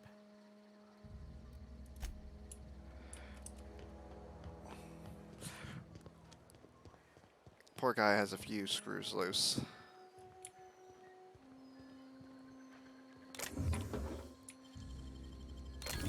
You're fast.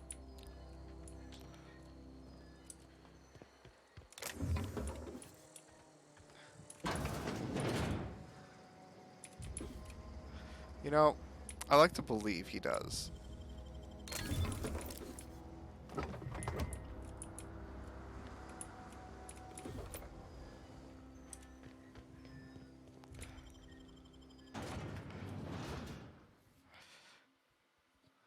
The fabulous Phaser brothers of the Hammersmith Thunder.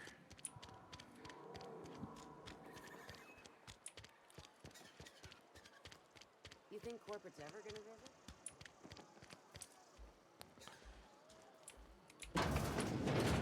You're not a big drinker, are you? Not really.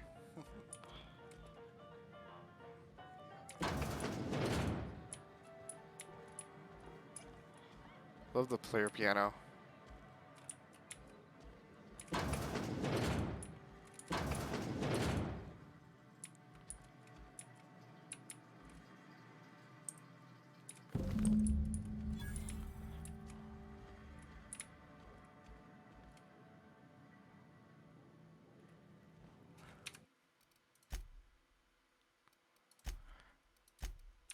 I'm over really curious what's back here.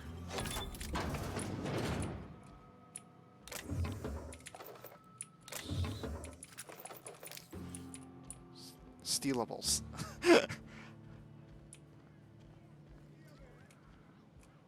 I feel sort of bad about that because I kind of like the bartender. She seems kind of sweet. But money talks. Actually, how's my inventory? It's a little dense. Something got you down? Let's go to the general store. Spacer's Choice, the brand of choice for spacers on a budget.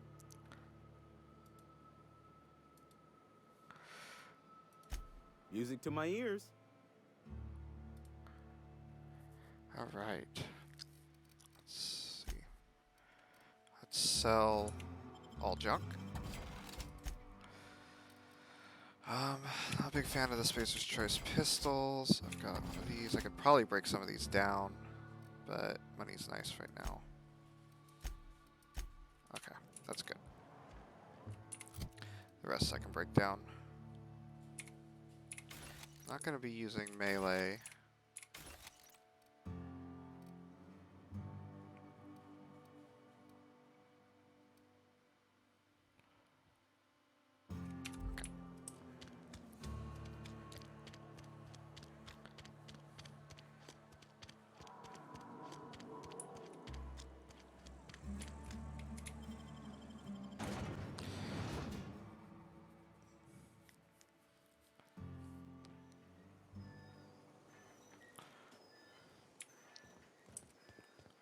Alright, let's see what he has to say.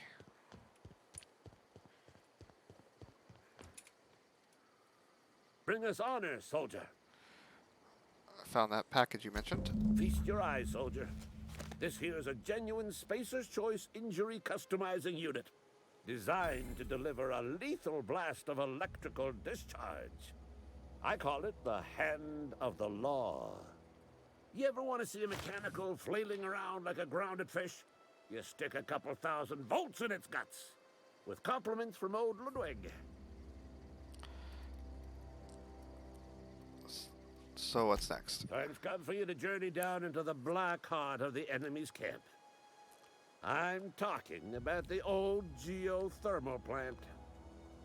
Unfortunately, the old plant lies outside my board-given jurisdiction. You'll need to get a passcode from the boss, Reed Thompson. Don't worry about that. I've already got the passcode from Reed. I've been after a passcode for years. Boss said no on account of my gross incompetence with all matters related to security. I need you to get us the brain of a mechanical. Well, not exactly a brain. Anatomically speaking, what we're looking for is a logic module. Seems simple enough. If you die horribly, I will pour out a can of 0G to your memory. Thanks.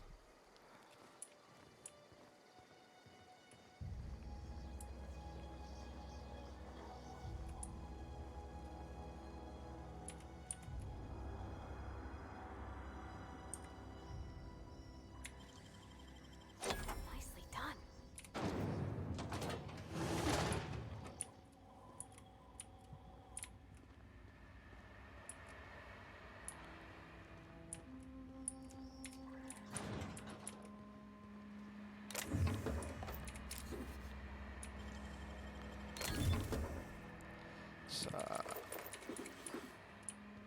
Let's just raid this town.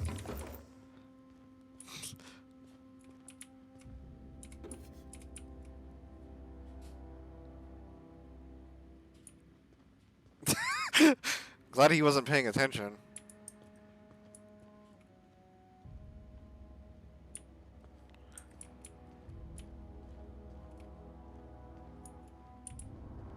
Can you leave? I want to finish raiding this place.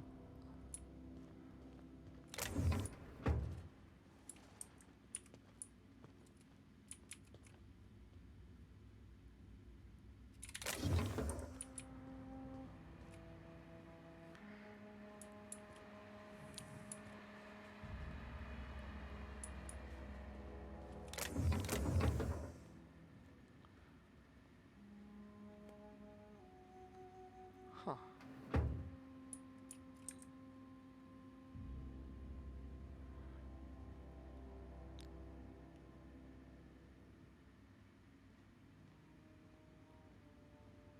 Go outside.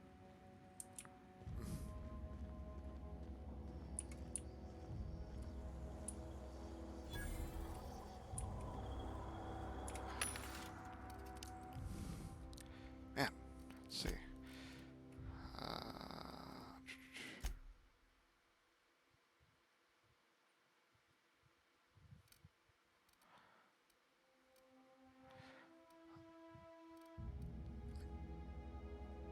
Plasma cutter's neat, but I'm not going to use it.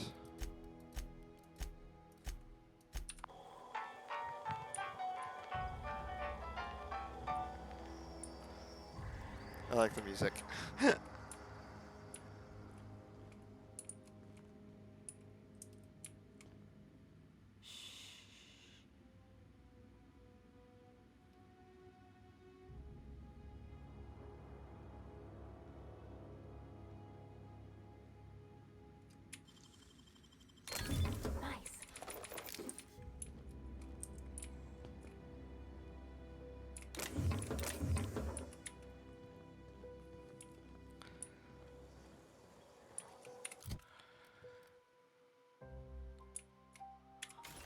Okay.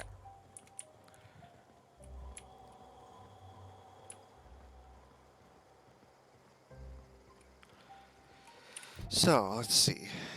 Fistful of Digits and Die Robot. Die Robot I'll be going back to.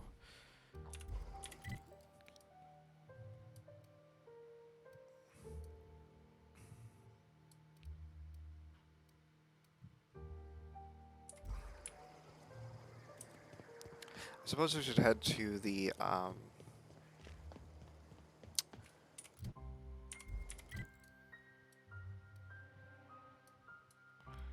whatchamahoots, the, greenhouse. I can't think of the actual name they called it.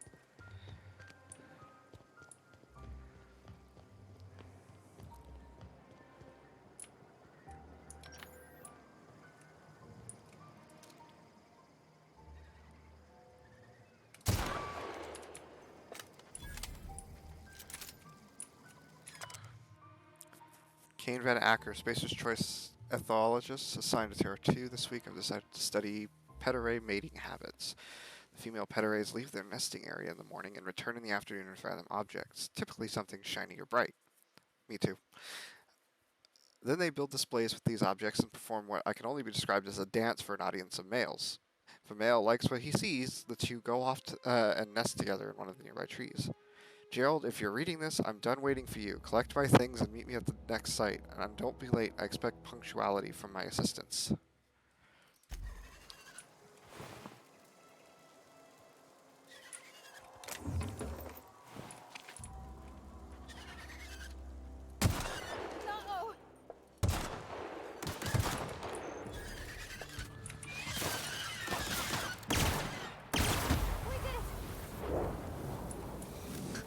Looks like she caught that one. Like it fell into her. That was funny.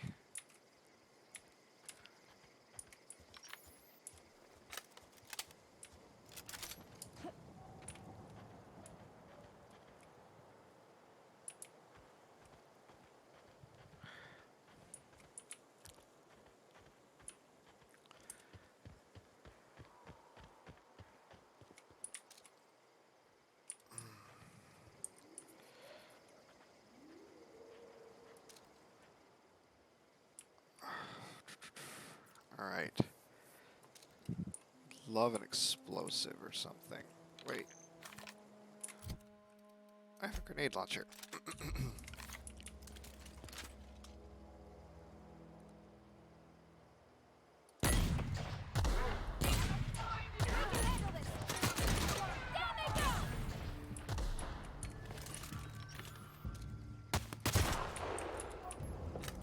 That worked.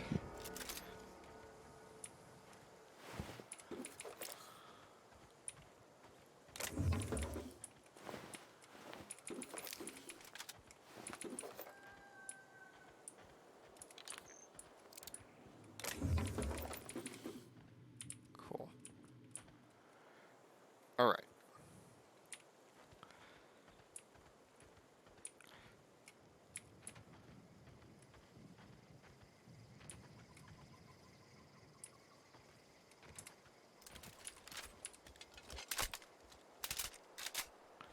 I have a lot of grenades. I feel like that's a little overpowered. But my ammo in general is pretty good.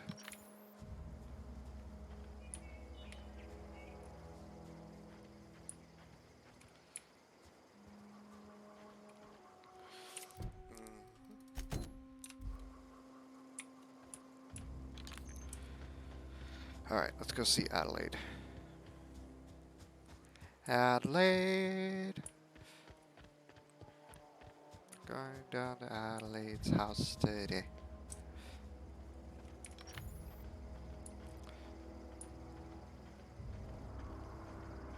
It's a little too hot for such a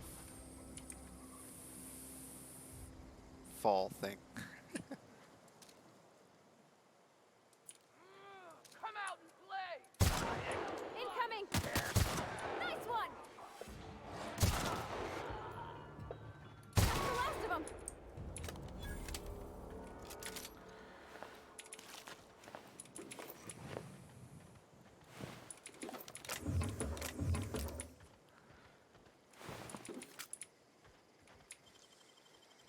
That was quick. That's my inventory. That's getting low. Space-wise. No kill like overkill. Yeah. That's the way I look at things, right? Like, if they don't get back up, then I'll have to deal with them later. Primal Nest is down there. That was like the one area I didn't bother with when I first played. Maybe I should inspect it at some point. Like, actually go through it.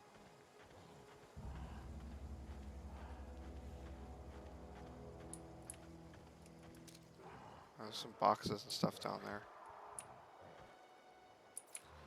I'll think about it. Actually, speaking of, I should save. Okay.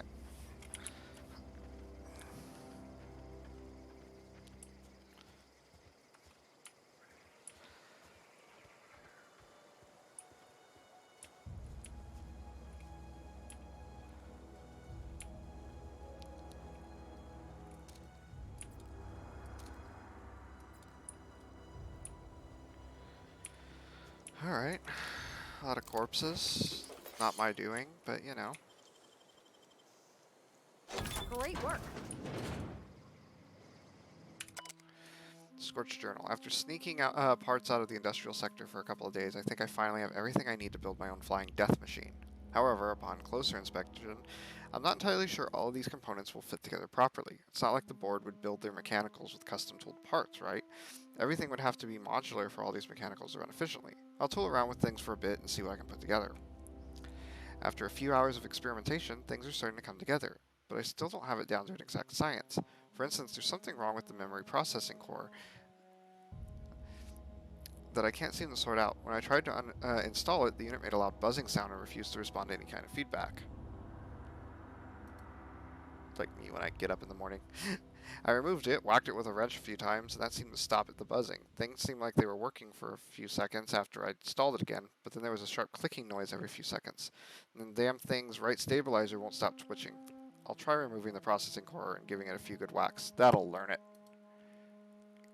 Yeah, that'll learn it. It's not like, you know, that'll end badly for anyone involved.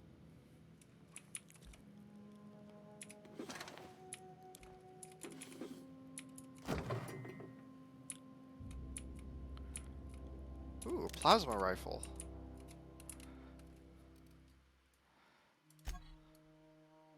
Nice.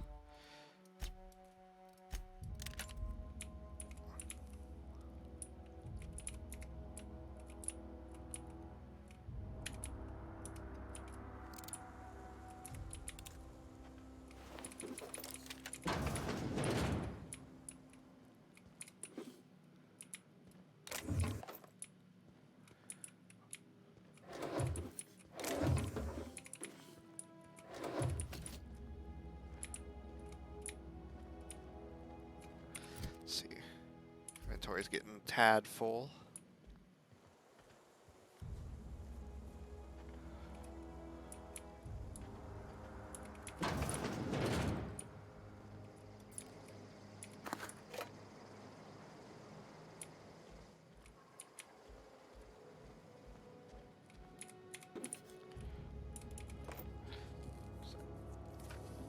You're itched. All right.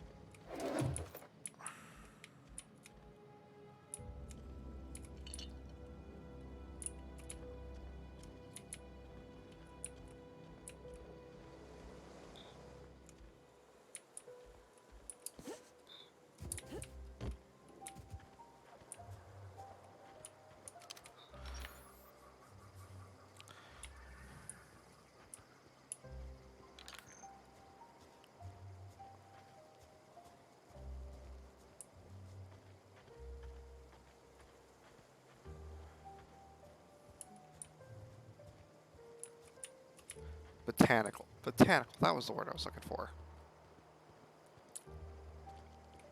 Move along, stranger. We don't want any trouble. I just want to talk. What's your rifle, though? I don't know you. Whatever you're looking for, it ain't here. Move along. What's your problem? Armed strangers wandering into my camp for one.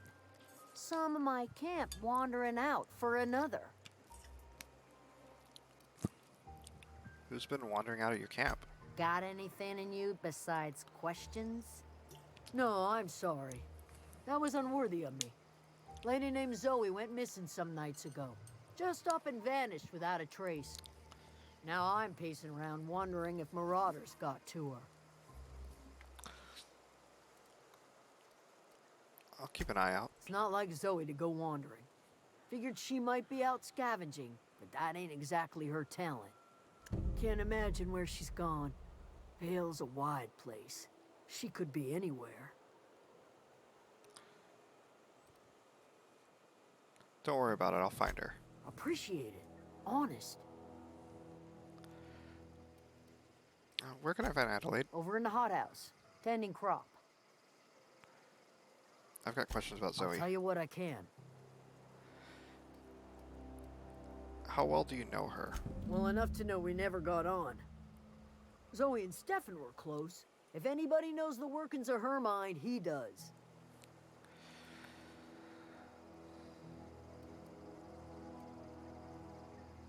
Any idea where she might be hiding? Vex me. If she told anybody, they ain't telling me. I'd check her room, but I got yelled at for snooping once already.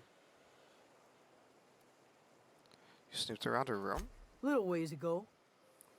She was always obsessing over her serial dramas. Wanted to see what the fuss was about. What is it? I'll leave you be? Alright.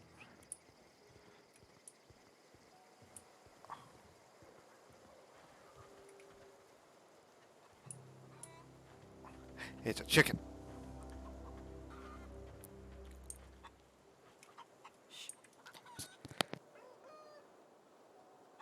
Ow. Yeah. Sneezy tonight.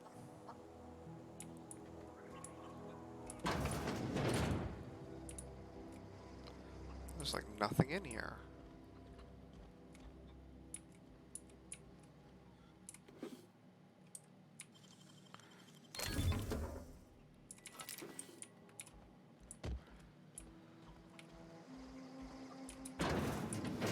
Parvati will catch up.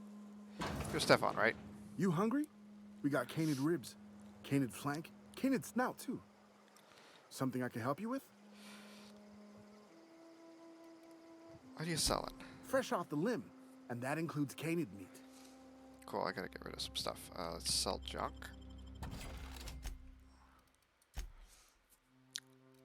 Let's get rid of one of you.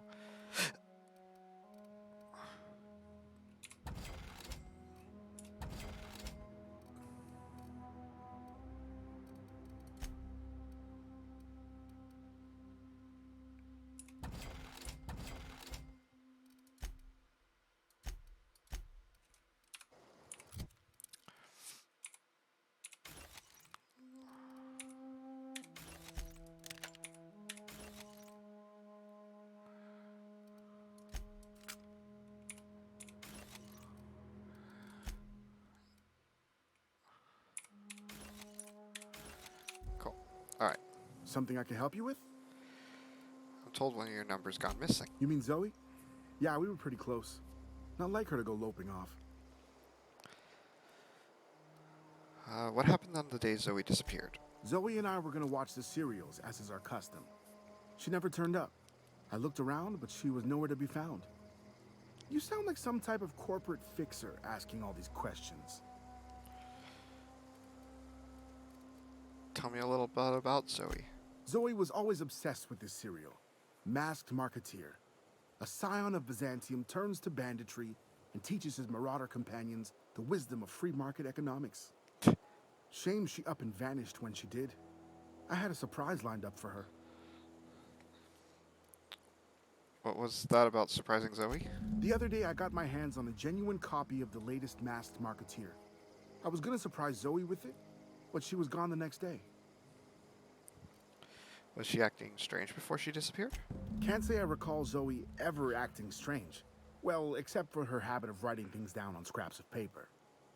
She called it journaling, but I think it's just plain odd. Alright. Let's take a look.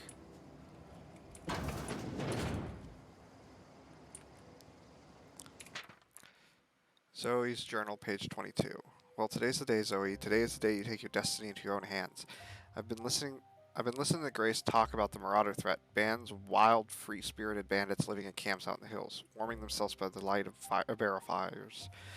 Probably mounted the heads of their enemies on spikes as a warning to folk like me, living a life of comfort and ease, free of any rules.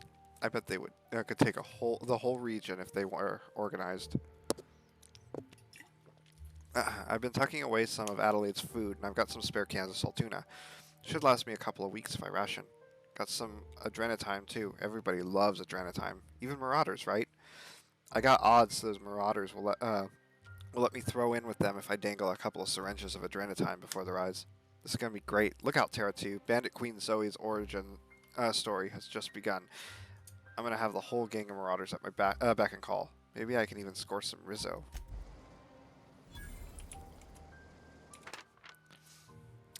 Zoe's journal, page 12. So that's it then. No more Edgewater for me. No more cannery. No more jumpsuits and gloves. Yes, ma'am. And would you like another's? I don't know why I'm writing this down for posterity's sake. Because I always hated this, the cannery, and I don't think I'll ever have to look back to this journal many years hence and tell myself, oh, wow, I did hit the veil once, didn't I? Just because I got sick, everybody gets sick. Well, okay, I got sick and grabbed a little too much adrenatime. Is that really a crime? I gotta treat myself when I'm sick, don't I? Whatever happened to personal responsibility and surviving by one's own bootstraps? Oh, but you misappropriate one box of adrenatime and suddenly you're committing larceny.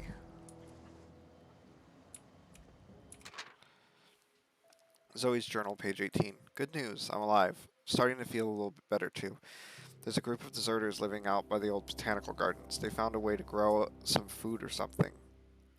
Grow some food, or something that passes for food anyway. Adelaide boiled a pot of something green and leafy and told me to drink it twice a day for my symptoms. I suppose. Tastes atrocious, but I've been feeling better. It's nice to be away from the cannery. The labs have just enough power to run aether waves, so I've been catching up on my latest dramas. Masked Marketeer. What would I do without you? Go crazy, most likely. Crack up, murder all my neighbors, and run screaming into the hills like some wild marauder. I don't know, that doesn't sound too bad. I could see myself leading a cadre of marauders, a band of bandits. Wait, that doesn't sound right. Band of bandits? What would we call ourselves? The Formidable 14. The 100 Hooligan, featuring Zoe, the Bandit Queen.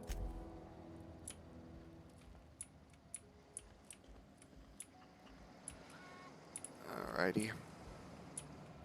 Well.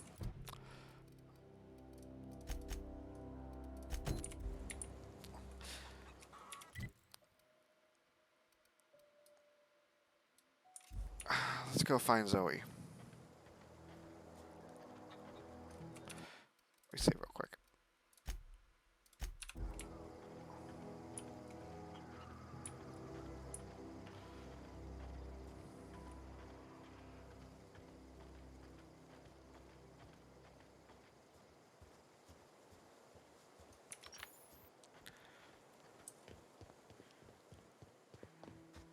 All right.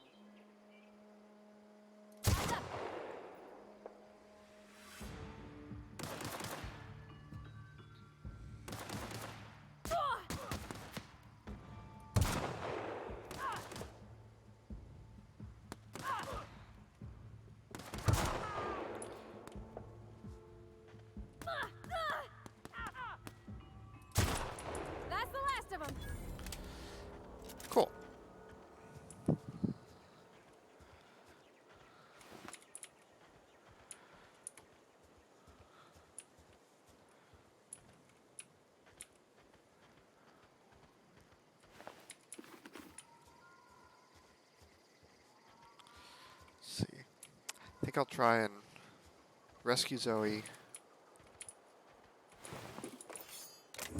Assuming she wants rescuing. What did I get? Oh, another shot cannon. Okay. Head back towards Adelaide's and then wrap up for the evening, because this has been a long stream. Yeah, assuming she's alive.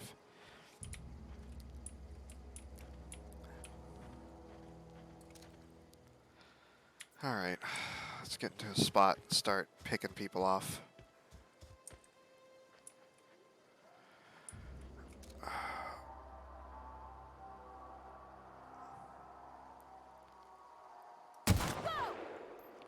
Damn. Alright, well.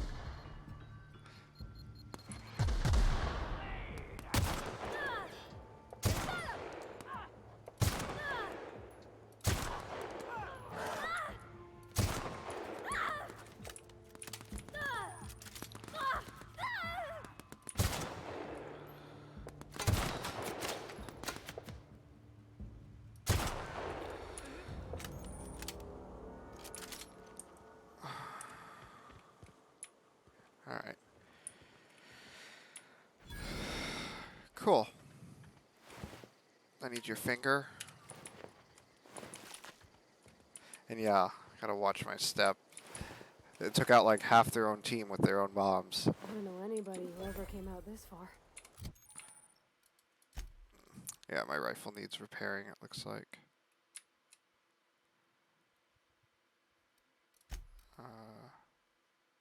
Yeah.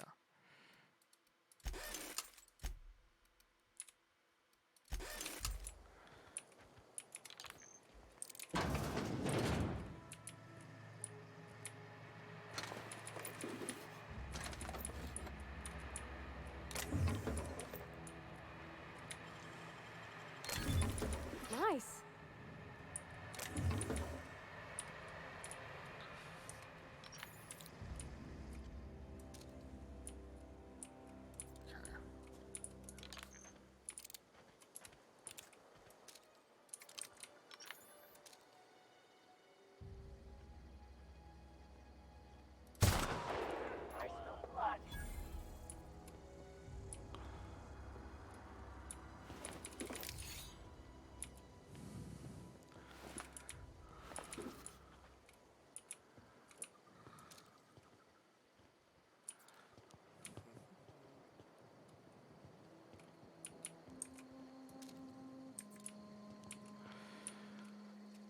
Okay.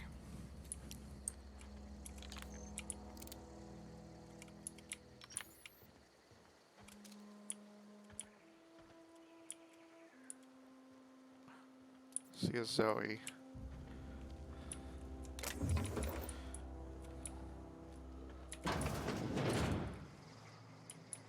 Let's raid the place real quick.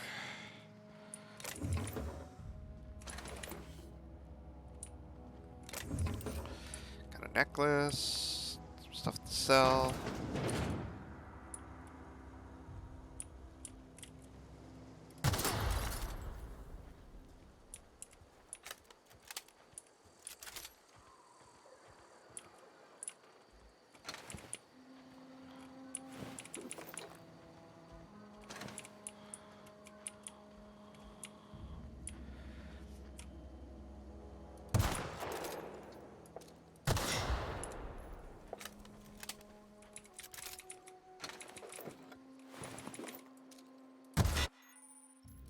I'm over encumbered.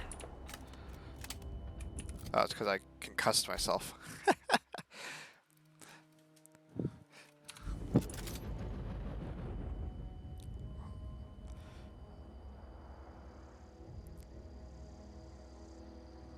Wait a sec.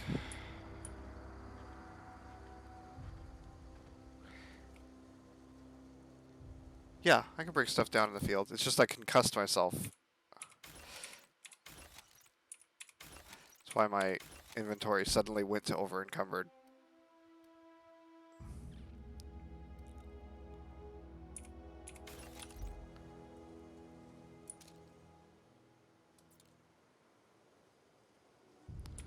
There we go.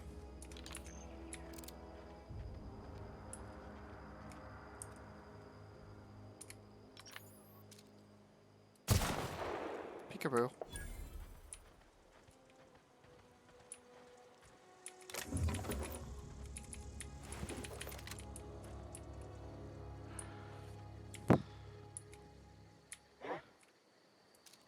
Stand and deliver! Always wanted to say that.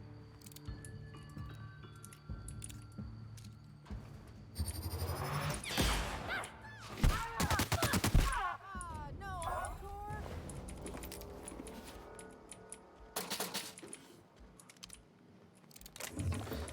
I'll deal with her in a moment. I'm gonna go through the place real quick.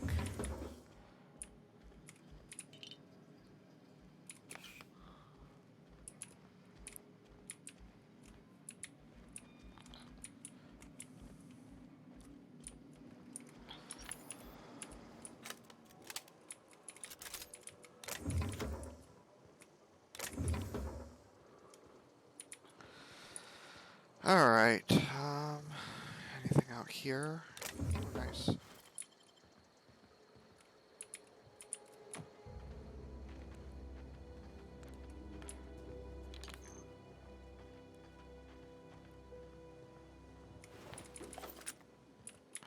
Alright, you.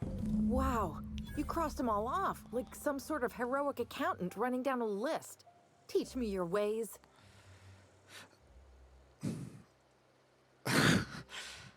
You're Zoe. Your people are looking for you. What? You mean Adelaide's little congregation of nature-loving nobodies? I could not possibly be less interested in them. You, on the other hand, you were a sight to behold. If I had half your skills, I'd be the greatest outlaw the coast has ever seen. She apparently didn't see me cause myself a concussion. I've been sent to find you. Why? Adelaide wants me back on garden duty or something? Thanks, but I'm not going anywhere. This is where I belong. You should go back to camp. You should go back. People are worried. I doubt that. Nobody in that camp really cared about me. What about Stefan? You two are friends. Yeah, I suppose you're right. Also, he could carry on a conversation, unlike these hooligans. I'll take my stuff and head on back, I suppose. Grace is gonna be glaring knives at me, so I've got that to look forward to. You need to clarify something for I'm me. great at clarifying. I doubt that. Are you a prisoner here? No. I insinuated myself into their company, see? And they didn't seem to mind one whit. I'm impressed. How'd you pull it off? I may have bartered them a few boxes of Adrena time, but yeah, I'm sure that's got nothing to do with it. How are you even alive? I don't know. The vital processes that constitute the miracle of life are mysterious and unknowable. Oh, you mean around these guys? The marauders wouldn't hurt me. They love me. I'm practically their queen. Yeah, must be my natural charisma. Oh, why did you leave camp? I got kicked out of Edgewater on account of falling sick with plague and stealing some medicine to treat myself. I'd heard some outlaws set up camp in the botanical labs. I decided to throw in with them, seeing as I always wanted to be an outlaw myself. Instead, what do I find? But a bunch of former workers camped out around a greenhouse. I couldn't just go back to the cannery, so I was stuck with them. All right. I'll be back. I mean, I won't, but I can go turn it in. Watch my footing.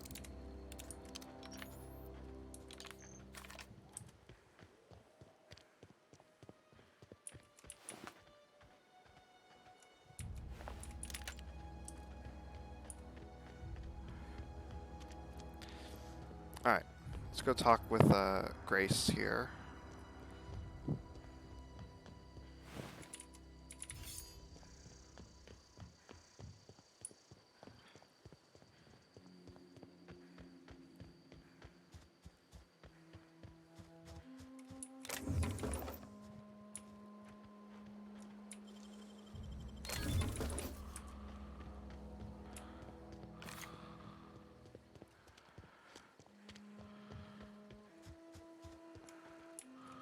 What is it? I talked Zoe into coming back. We didn't always get along, but I'm glad to know she's safe. What happened, anyway?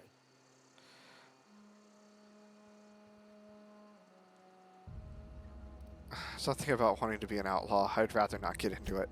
You pretty much did my job for me. Least I could do is pay you for your trouble. Let me know if I can do something for you. I'll leave you be.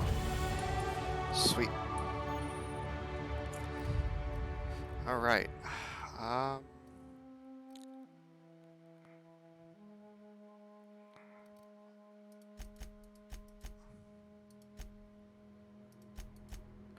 Get that up. Alright, and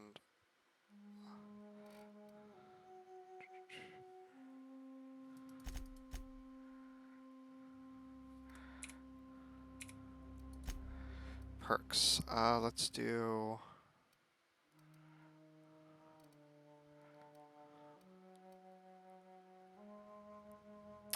check something. Let me check to see what perks I had chosen. Okay, let's do the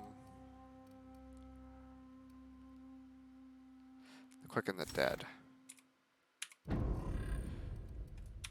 Alright. Get thee to a workbench.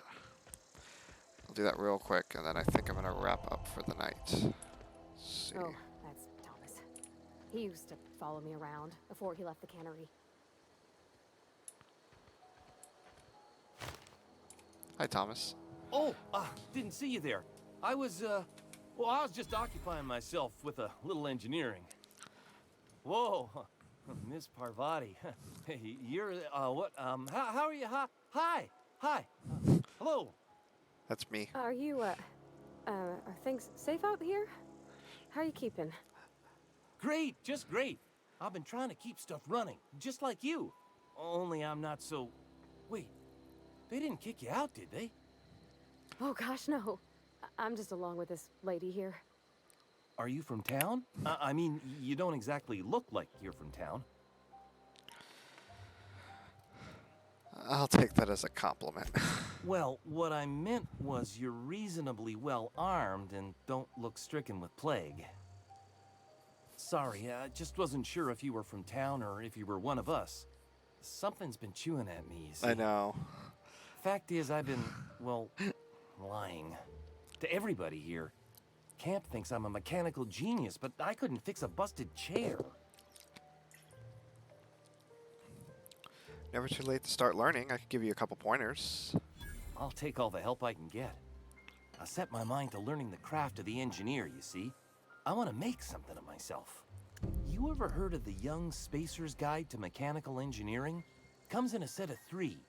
If I had my hands on one of those data pads, I could teach myself the ins and outs. Those are good.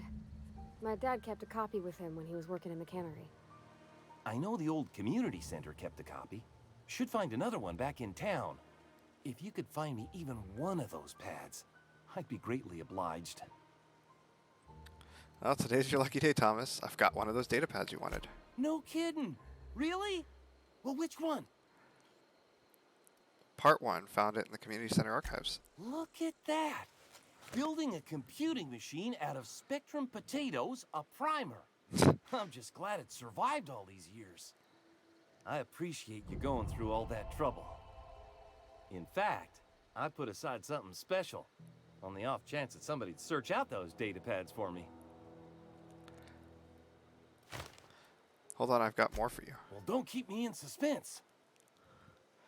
Part 2. Found it in the Ain't cannery. that just ironical? If I'd worked a little longer back at the cannery, I might have found this myself.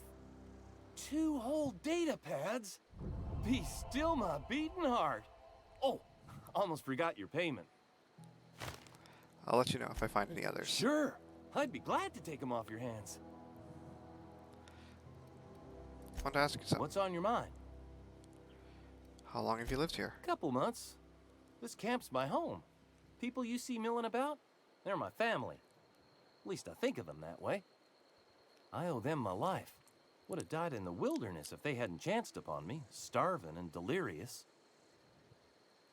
What were you doing out in the wilderness? We all left the cannery for one reason or another. Me? I was let go. Mostly on account of my incompetence.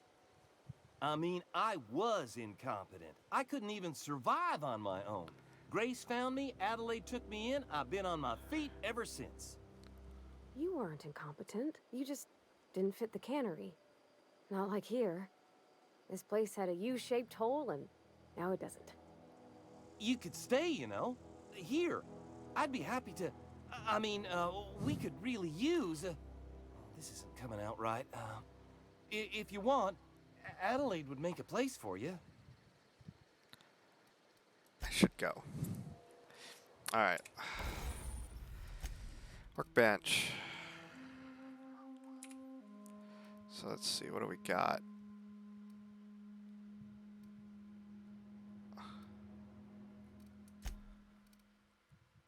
Extendo sight. Don't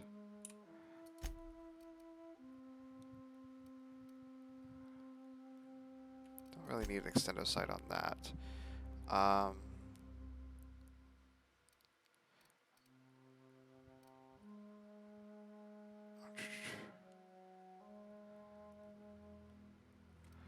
Not sure what I should slap on what, although I should actually. Do I have any other? I do. Geographic scanner. Actually, I like that one.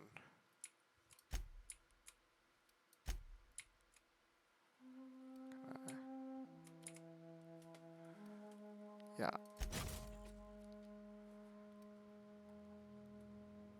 Okay.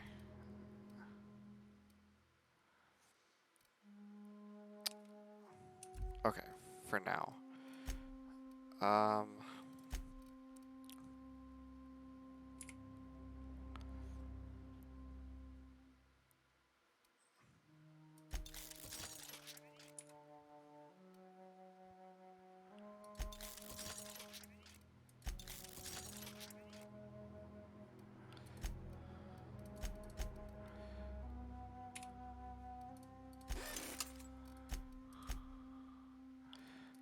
Let's see.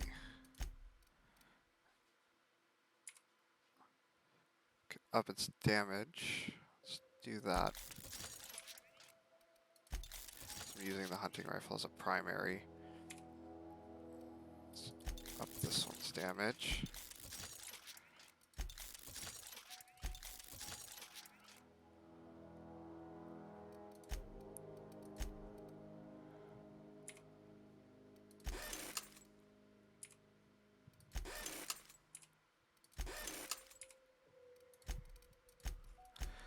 Okay.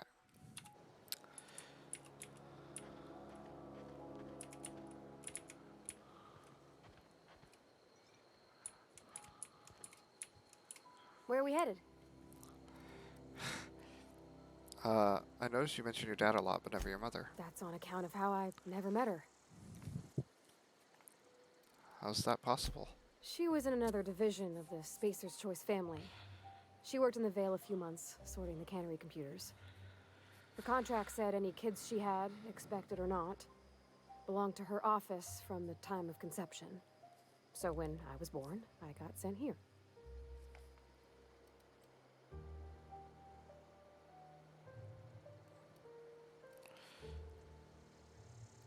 You got along well with your dad. You might not have with your mother. Could be. Reckon I'll never know. Thomas seemed very fond of you. He's just interested in fixing stuff. He always used to follow me around, asking me to explain what I was doing. Like a puppy, kinda. That boy is head over heels for you. I'm just glad he's alive. That he's okay. I mean, when Mr. Thompson said he was fired, we all expected the worst. If he wants to learn about engineering, we should help him get those data pads he wants. I'd like to do that for him.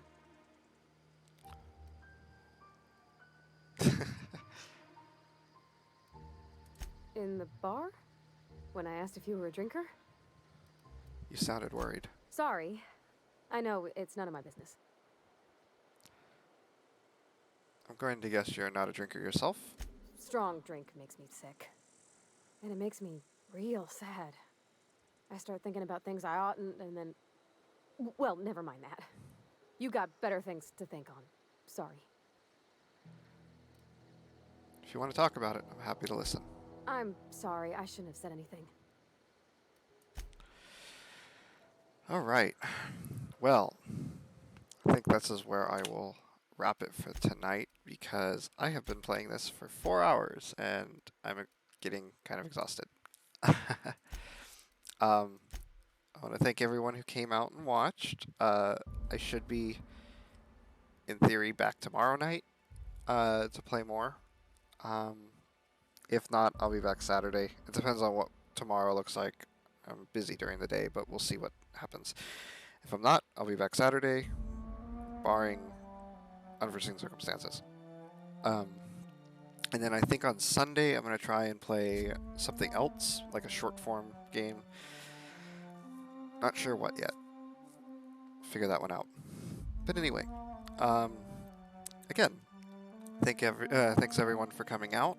I hope you had fun. I hope you enjoyed the start of this. It's a kind of a wild game, but I like it. And it's going to take me a while, I think, to get through this, especially since this was 4 hours. So yeah. All right, everyone. Have a good evening. See ya.